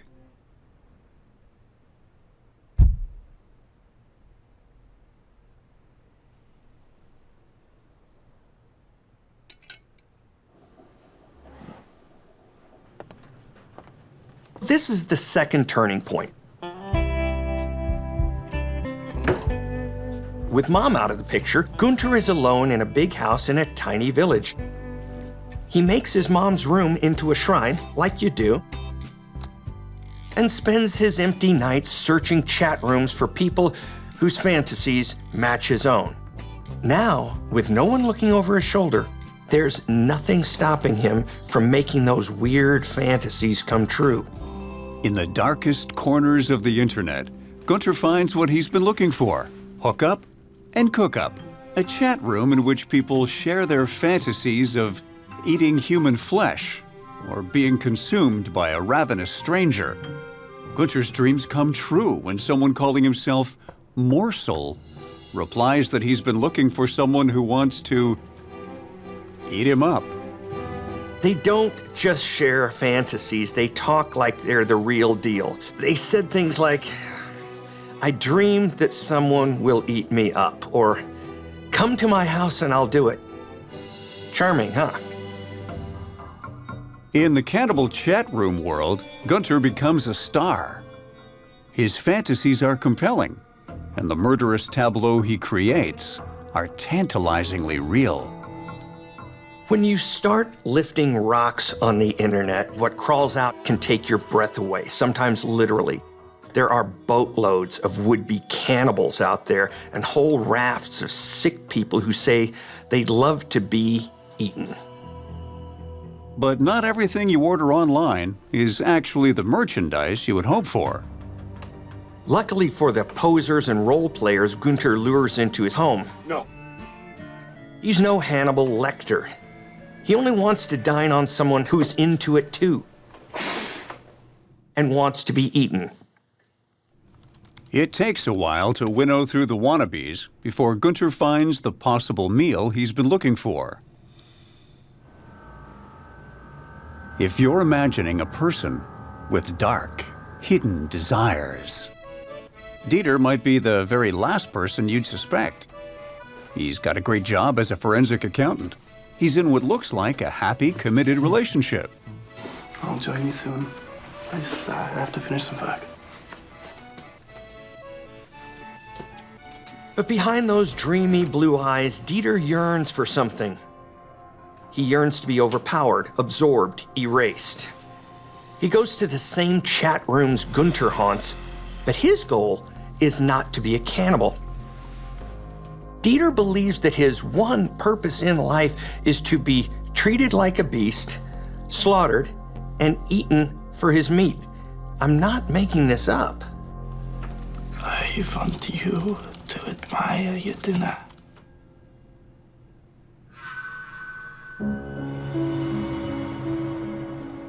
A romantic candlelight dinner is even more special when the person you are toasting is also the main course. Are we going to dinner? Or are you my dinner? I have a plate all ready for you. It used to be only the shadow who knew what evil lurked in the hearts of men. These days, it's anybody with a Wi-Fi connection, but crawling into those holes can be very disturbing. So be careful where you go and what you look for. Have you slaughtered a man before? No. Only in my dreams. Weird behaviors are frequently just normal ones taken to a bizarre extreme. Dieter wants to bring pleasure and to be close to someone. That's normal. He thinks the way to do that is to offer himself up as a meal. That's as far from normal as you can get. Gunter and Dieter make a plan to turn their fantasy into a reality. Gunter has no clue how to go about slaughtering a human being, but he sets out to create the scenario he's got in his head, starting with a place to deal with Dieter's body.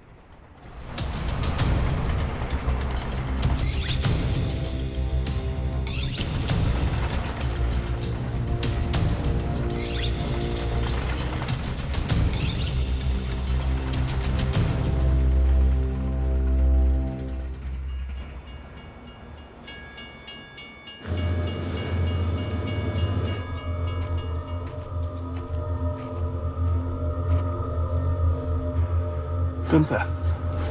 Well, hello. Don't you look delicious? My. Yeah, Gunther. What impressive teeth you have.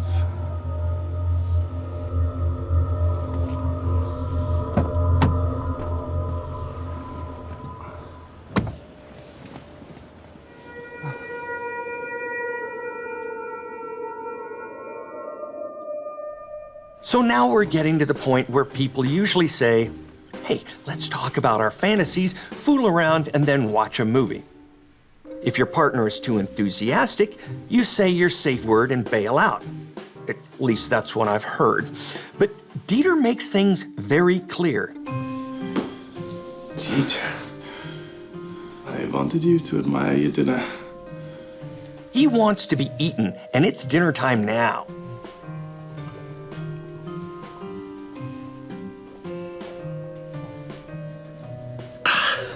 I just don't think this is working. I didn't want to be awake for this part. I don't want to get too personal here, but some people can be very particular about their fantasies. Dieter had envisioned things going a little differently. For one thing, he'd figured on better anesthetic than cheap sizzurp and schnapps. Life's full of disappointments. Drink some more. Painkillers or no, Dieter is determined, and the disappointment of returning home uneaten is more than he can bear.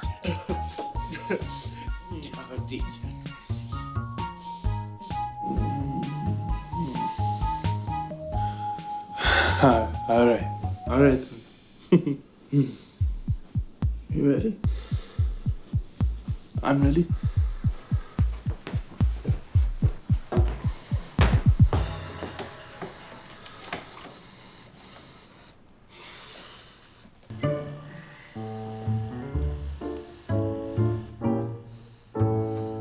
Dieter's biggest fantasy is that his cannibal lover will start by sinking his teeth into his private parts. Oh my God. Well, this is something you shouldn't try at home, or anywhere else for that matter. It's tough, apparently, and very, very sensitive. Oh my God! I'm sorry, Dieter. It's tougher than I thought.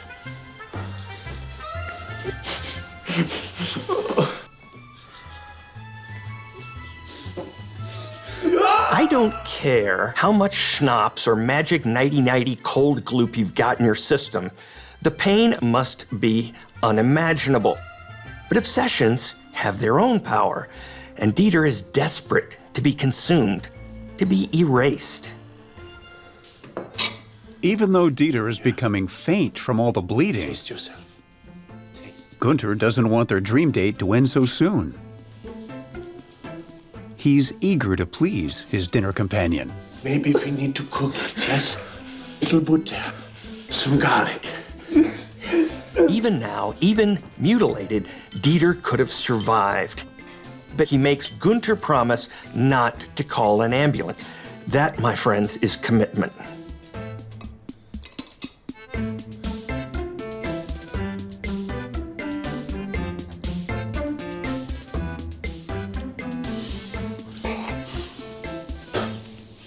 What's wrong? You're not much of a cook. Gunther and Dieter's cannibal picnic has surprisingly turned into a painful bloodbath.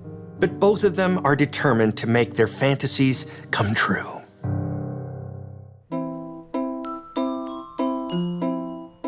Though despite being determined, both are amateurs.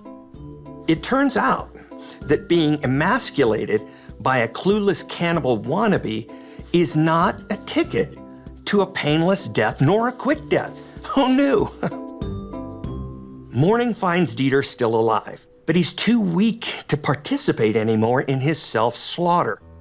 He makes Gunther promise not to wimp out and call an ambulance. Gunther.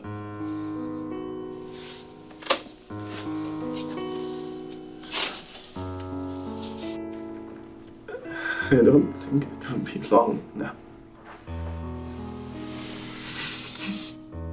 Thank you. Good night, dear Dieter. Bon appetit.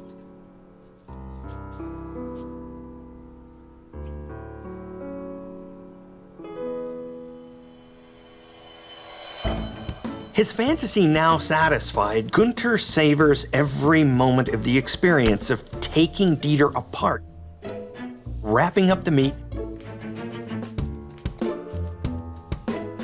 and stowing him in the freezer. It's a telltale sign of serial killers that their murders become a kind of ceremony or a ritual. Out of respect for Dieter, he lays out his best china and opens his finest Brunello.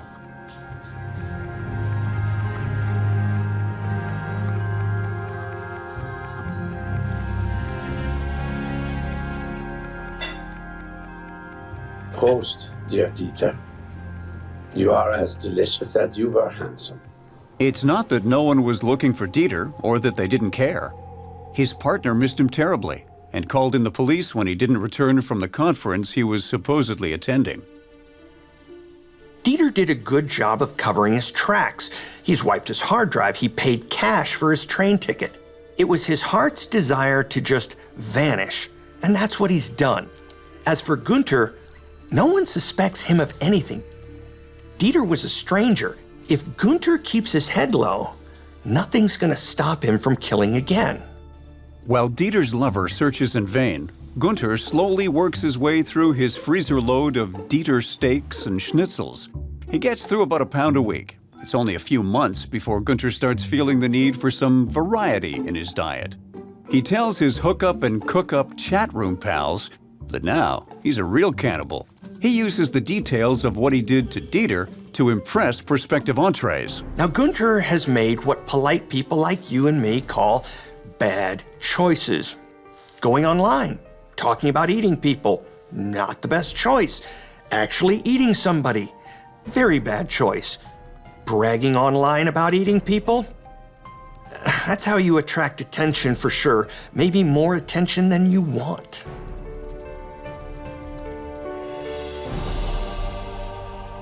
In the chat rooms he haunts, Gunther meets a lot of thrill-seeking posers who type a good game, but they ghost him when he offers the chance to actually be turned into a blue plate special. Sadly for Gunther, his search is looking fruitless until he gets a bite that seems too good to be true. Felix is a 25-year-old law student living in Austria. After some chatting, Felix seems to be exactly what Gunther's been looking for. He's young, he's slender and fit. Gunther is drooling with desire. Hello, Felix. I would love to make a tasty meal of your delicious flesh. I can prove it to you. Gunter sends details to prove that he's ready to take Felix from farm to table, in comfort and style.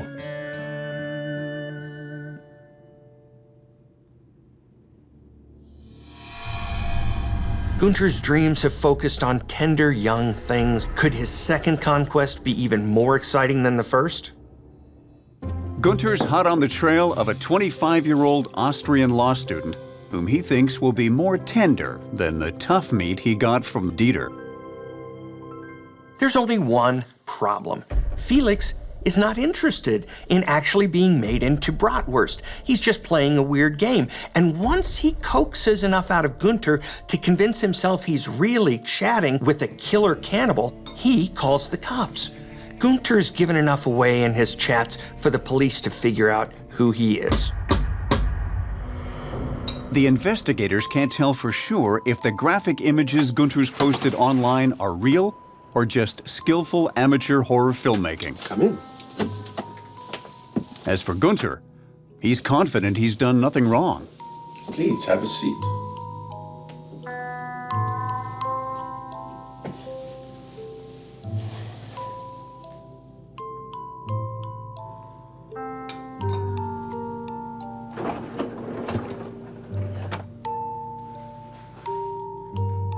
What is this? Wild pig. A little gamey, but sehr good. Have some. The detective takes the frozen remains and has them tested in a lab. But most incriminating is the 6 hours of gruesome video documenting the bloody dinner party that Gunter and Dieter had the night the butchery began. The meat is human. Dieter is identified. The secret world of cannibals who find their prey online is both shocking and horrifying to the public. Gunter is found guilty of murder and is currently serving a life sentence without possibility of parole. He says there's lots of would-be cannibals in the world, and he advises them to find a better hobby: coaching soccer, building model boats, train spotting. Oh, and one more thing. Gunter's a vegetarian now. He never eats anything that can talk back. I'm just glad I wasn't the detective who had to investigate this.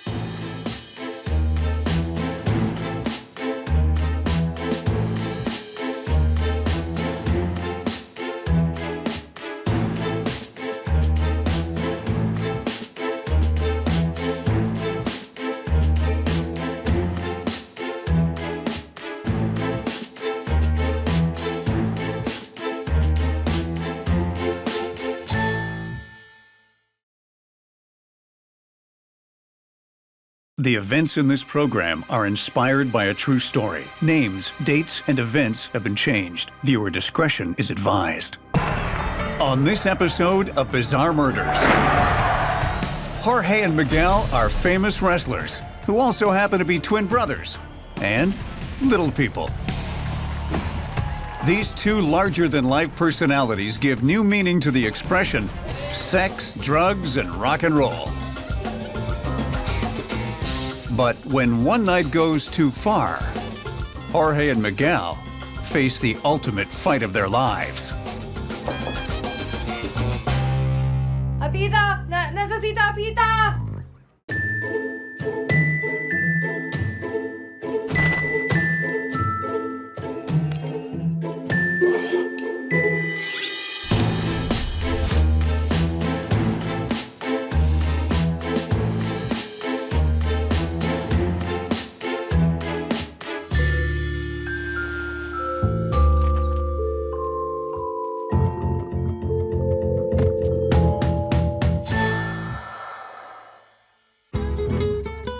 Jorge and Miguel have been inseparable since birth. Unusually energetic, they grow up wrestling each other in their tiny, rundown home. Their father is not part of the equation, and their single mother has a tough time making ends meet. Without a television, they escape reality by listening to their older brother Guillermo's tales of the Mexican wrestling world. Guillermo is a pro wrestler who encourages his little brothers to join in on the fun.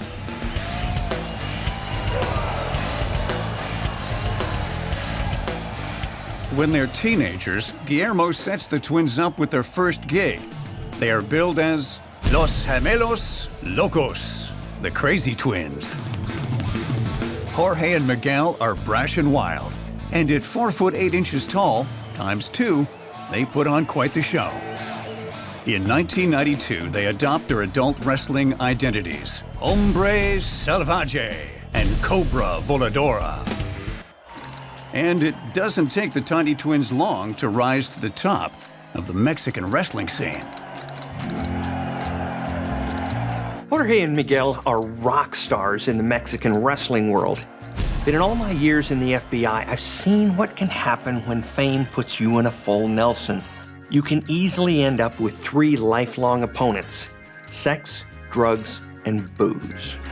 Over the next several years, the twins divorce their wives and deal with a different kind of wrestling. This time, the opponent is their growing alcohol and drug addictions. Fiesta time, mi hermano!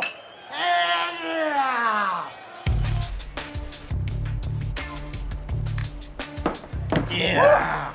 Dude, that was a good fight! After a big televised match against El Castigador, the twins are ready to celebrate. And for these boys, go big or go home isn't just a saying. It's a way of life.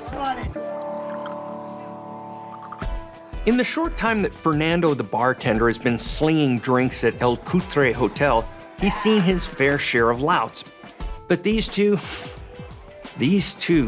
are especial. Amigos, you think you can keep it down a bit? Huh? But when he asks them to tone it down, it falls on deaf ears. Wrestlers. We kept the belt, man. Yeah, 2 years running. Tag team. Come on. Let's go. All right, come on, fill this up. Here we go. Oh, hi. Hey. Good. How are you? Do you ever take your mask off? No. We leave these on all the time. Sure, there's a certain thrill meeting strangers in a dark, dingy bar, but in my experience, it doesn't always have a happy ending. There was this case where a guy was gagged and bound to his bed with his junk duct taped so tight to his body that when the medics finally got it off, he wasn't ever able to, well, do it again. Stranger danger is what we like to say in the FBI. The ladies make it known that they are prostitutes and that El Cutre Hotel is their office and place of business. And for a handful of pesos, will rock Jorge and Miguel's worlds.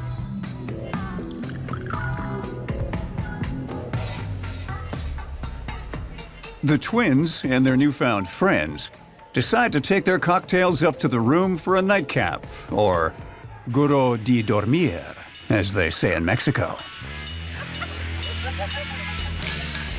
But it doesn't take long before the party turns into a coke-fueled bender.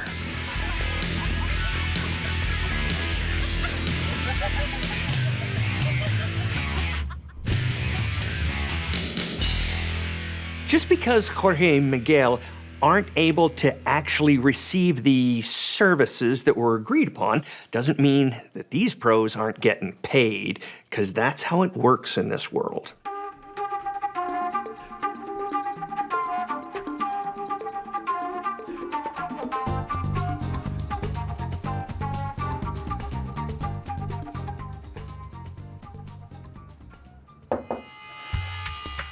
The morning after, a cleaning woman from the hotel is doing her rounds and arrives at Jorge and Miguel's room. It's well after their checkout time. She tries to wake the twin wrestlers, but when they don't respond, she becomes concerned. Apita! Necesito apita!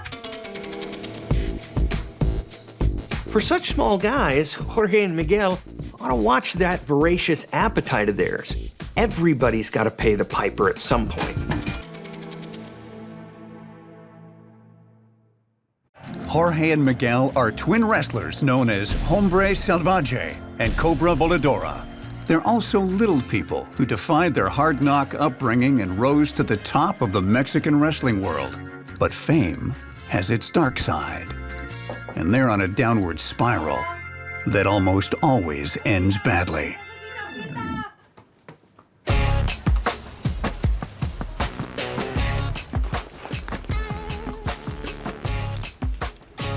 Cobra voladora. ¿Quién? The flying cobra. I don't know who that is. From the Crazy Twins. Los Gemelos Locos. Once the police arrive on the scene, both Jorge and Miguel are officially declared deceased. The question the authorities immediately ask, was there foul play involved? But with no signs of forced entry and no signs of assault on the bodies, they can't ascertain the twin wrestlers' cause of death. It's empty.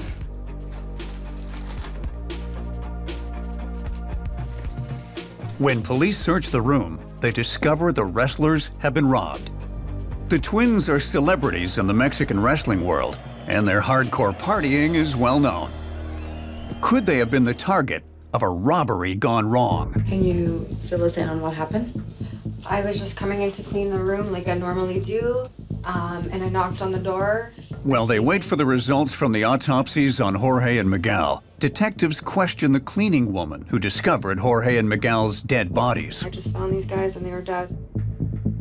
I'm not surprised that they're grilling the cleaner. I mean, I do the same, because you wouldn't believe how many times that the person who finds the dead body is really the person who put it there. But Guadalupe the maid has a solid alibi for the previous night. She was at the quinceañera of her 16-year-old niece. The police then turn their attention to the hotel staff working the night before. They're especially interested in a woman who was working at the front desk, Yolanda. So who called you into the scene? That was one of the housekeepers that I have on staff. Yolanda tells the police that she remembers the men. Whoa, big surprise. Who wouldn't remember two guys with luchador masks in a bar? I mean, really. She insists that she made no contact whatsoever with Jorge and Miguel. But she says that the bartender Fernando complained to her after his shift about these two obnoxious hombres pequeños who he'd like to smack around real bueno. So Fernando, you know why you're here. The detectives move their focus to the bartender who served Jorge and Miguel the night before.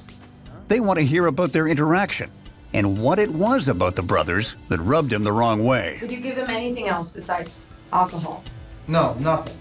But when asked if he served anything other than alcohol to the little people, Fernando flies off the handle and gets very defensive. Claim something for me I didn't do, okay? I didn't do anything. Nothing. So here you've got this hot-headed hombre who was not only super pissed off with the little guys, but had access to what they were drinking all night, and now they're both dead with no visible signs of assault. And what the hell's Fernando thinking acting like this with the cops? Now they're gonna make him their suspect numero uno. The twin wrestlers' autopsy results come in, and that's when the case goes from weird to bizarre. Los hombres pequeños have died from an overdose of tetrahydrozoline, HCI, more commonly known as eye drops. And the huge levels in their bodies can only mean one thing: they were poisoned. The effects of tetrahydrozoline HCI when mixed with alcohol causes drowsiness, nausea, and amnesia. Kind of like what you'd find in a Rohypnol case, aka the date rape drug. Using tetrahydrozoline is a cheaper way of knocking someone out, but definitely not your typical murder weapon. Toxicology reports confirm that for men of their size, death would only take 1 hour from when Jorge and Miguel consumed their drinks laced with the poison to when they died. Turns out that everyone's favorite asshat bartender, Fernando, is no longer a suspect, because he left the building soon after the foursome went upstairs, and he wasn't at the crime scene within the timeline that the men were murdered. Too bad. I was starting to like him for this one, but that's the way investigation goes. When detectives review past case files, they uncover several with a similar MO. Men who were drugged and robbed using tetrahydrozoline found in eye drops mixed with alcohol. But in these cases, there were never any fatalities. Detectives review the security footage from the hotel and isolate two mystery women seated with Jorge and Miguel. As far as the detectives know, they are the last people to have seen the twin wrestlers alive, which now makes them the prime suspects in the murder. Okay, they're leaving. Wait, let me see if we can get her. There. Their focus then turns to the women. That's the first suspect. Video security footage is one of the greatest things that ever happened to law enforcement. It's almost cheating. Solving a murder is still a major grind, but man, does it help when video is part of the evidence. Second lady. But without IDs for the two mystery women, detectives have no way of tracking them down. They release their sketches to other law enforcement agencies and the local media in hopes of turning up a lead. Sure, the media can at times be a pain in the ass and actually hinder an investigation. But when you need to track a suspect down fast, the widest reach is your best bet and the media is your best friend. It's all hands on deck to find the two mysterious ladies of the night who took twin wrestlers Jorge and Miguel to their hotel room for a little R&R the night they were poisoned to death. Jorge and Miguel are famous twin Mexican wrestlers, but they like to party a little too hard and never woke up from a wild night with two prostitutes. Autopsy reports showed they died from a lethal dose of tetrahydrozoline, also known as eye drops, mixed in alcohol. A massive search is now underway for the two women who were last seen with the twins the night they died. In other news, the twin wrestling brothers known as Los Gemelos Locos were found dead today in their hotel room on the east side of downtown. Mierda, what the hell did you do to them? ¿Qué hiciste? I did what we always do. Persons of interest. Anyone with information is asked to contact local police. Didn't you see that they were little people? How much did you put in there? Why didn't you tell me? Now the police is gonna come looking for us. It doesn't take long for the partners in crime to start unraveling. Angela and Rosa decide to separate while they can, hoping to lessen the chances of getting caught. With only scant physical evidence and the police sketches to go on, the cops are at a loss for how to track down their prime suspects. But then Angela makes a major mistake that leads to her capture. Free tip, when you drug your marks with the intent of robbing them, it's not a great move to later use one of their cell phones.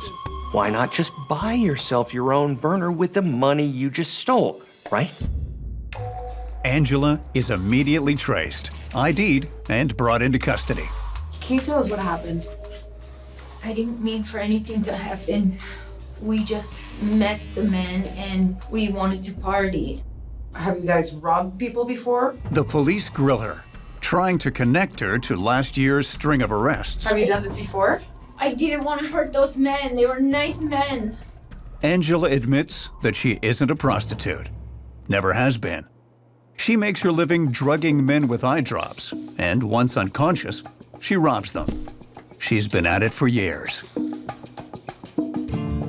The dynamic duo are actually part of an all-girl gang in Mexico called Las Damas that specializes in posing as pros, baiting men to their hotel rooms, drugging them, and robbing them blind. Can you tell me who this person is? This is Rosa. If anything happened to those men, it wasn't me. It was Rosa. Not only does Angela tell the police where to find Rosa, but she claims that Rosa is actually the brains behind the whole operation, and that she had nothing to do with it. She didn't poison them. Kingpin Rosa did. She has done this before. I know this. I can't tell you the amount of times we got someone to flip while they're in custody at the FBI. A little bit of mind games with some carefully placed pressure, more often than not gets the person talking. Friends until the end, right? Not really. The police have got to get to Rosa before she flies the coop, or possibly moves on to her next John. Celebrity twin wrestlers Jorge and Miguel partied with the wrong women one fateful night. Turns out Angela and Rosa are part of a gang of women that pose as prostitutes Then, drug and rob unsuspecting men. The police have Angela in custody and an APB out for her partner, Rosa. Where can we find her? In an old apartment on the east side. The detectives break Angela, and she reveals where Rosa can be found. Police track down Rosa holed up in a flea-bag motel on the outskirts of town. She's promptly arrested and brought in for questioning. I poisoned somebody? No. That did not happen. She said that you two were accomplices and you were the mastermind behind it. Angela, she's the one. If those people were poisoned, maybe she did that? I didn't know nothing about that. Shocking, I know. But Rosa doesn't agree with Angela's assessment that she's the mastermind. Not surprisingly, she claims that Angela's the real leader and that she was just doing what she was told. She's the one who has been planning these things all along, okay? Despite both women accusing the other of the crime, they worked as a team, carrying out the poisoning and the robbery together.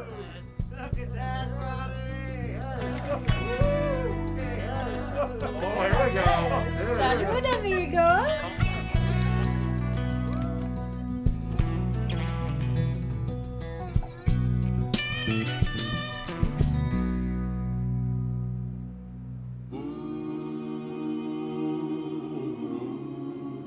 The thing is, Mexican eye drops are a lot more potent than American ones. Go figure. I guess they have a more relaxed FDA-type situation. Now, a dosage of around 10 milliliters is enough to knock out an average-sized guy. But the same amount applied to, let's say, a 4'8" individual would be fatal. When Angela and Rosa drugged the little wrestlers, they weren't planning on killing them, just knocking them out.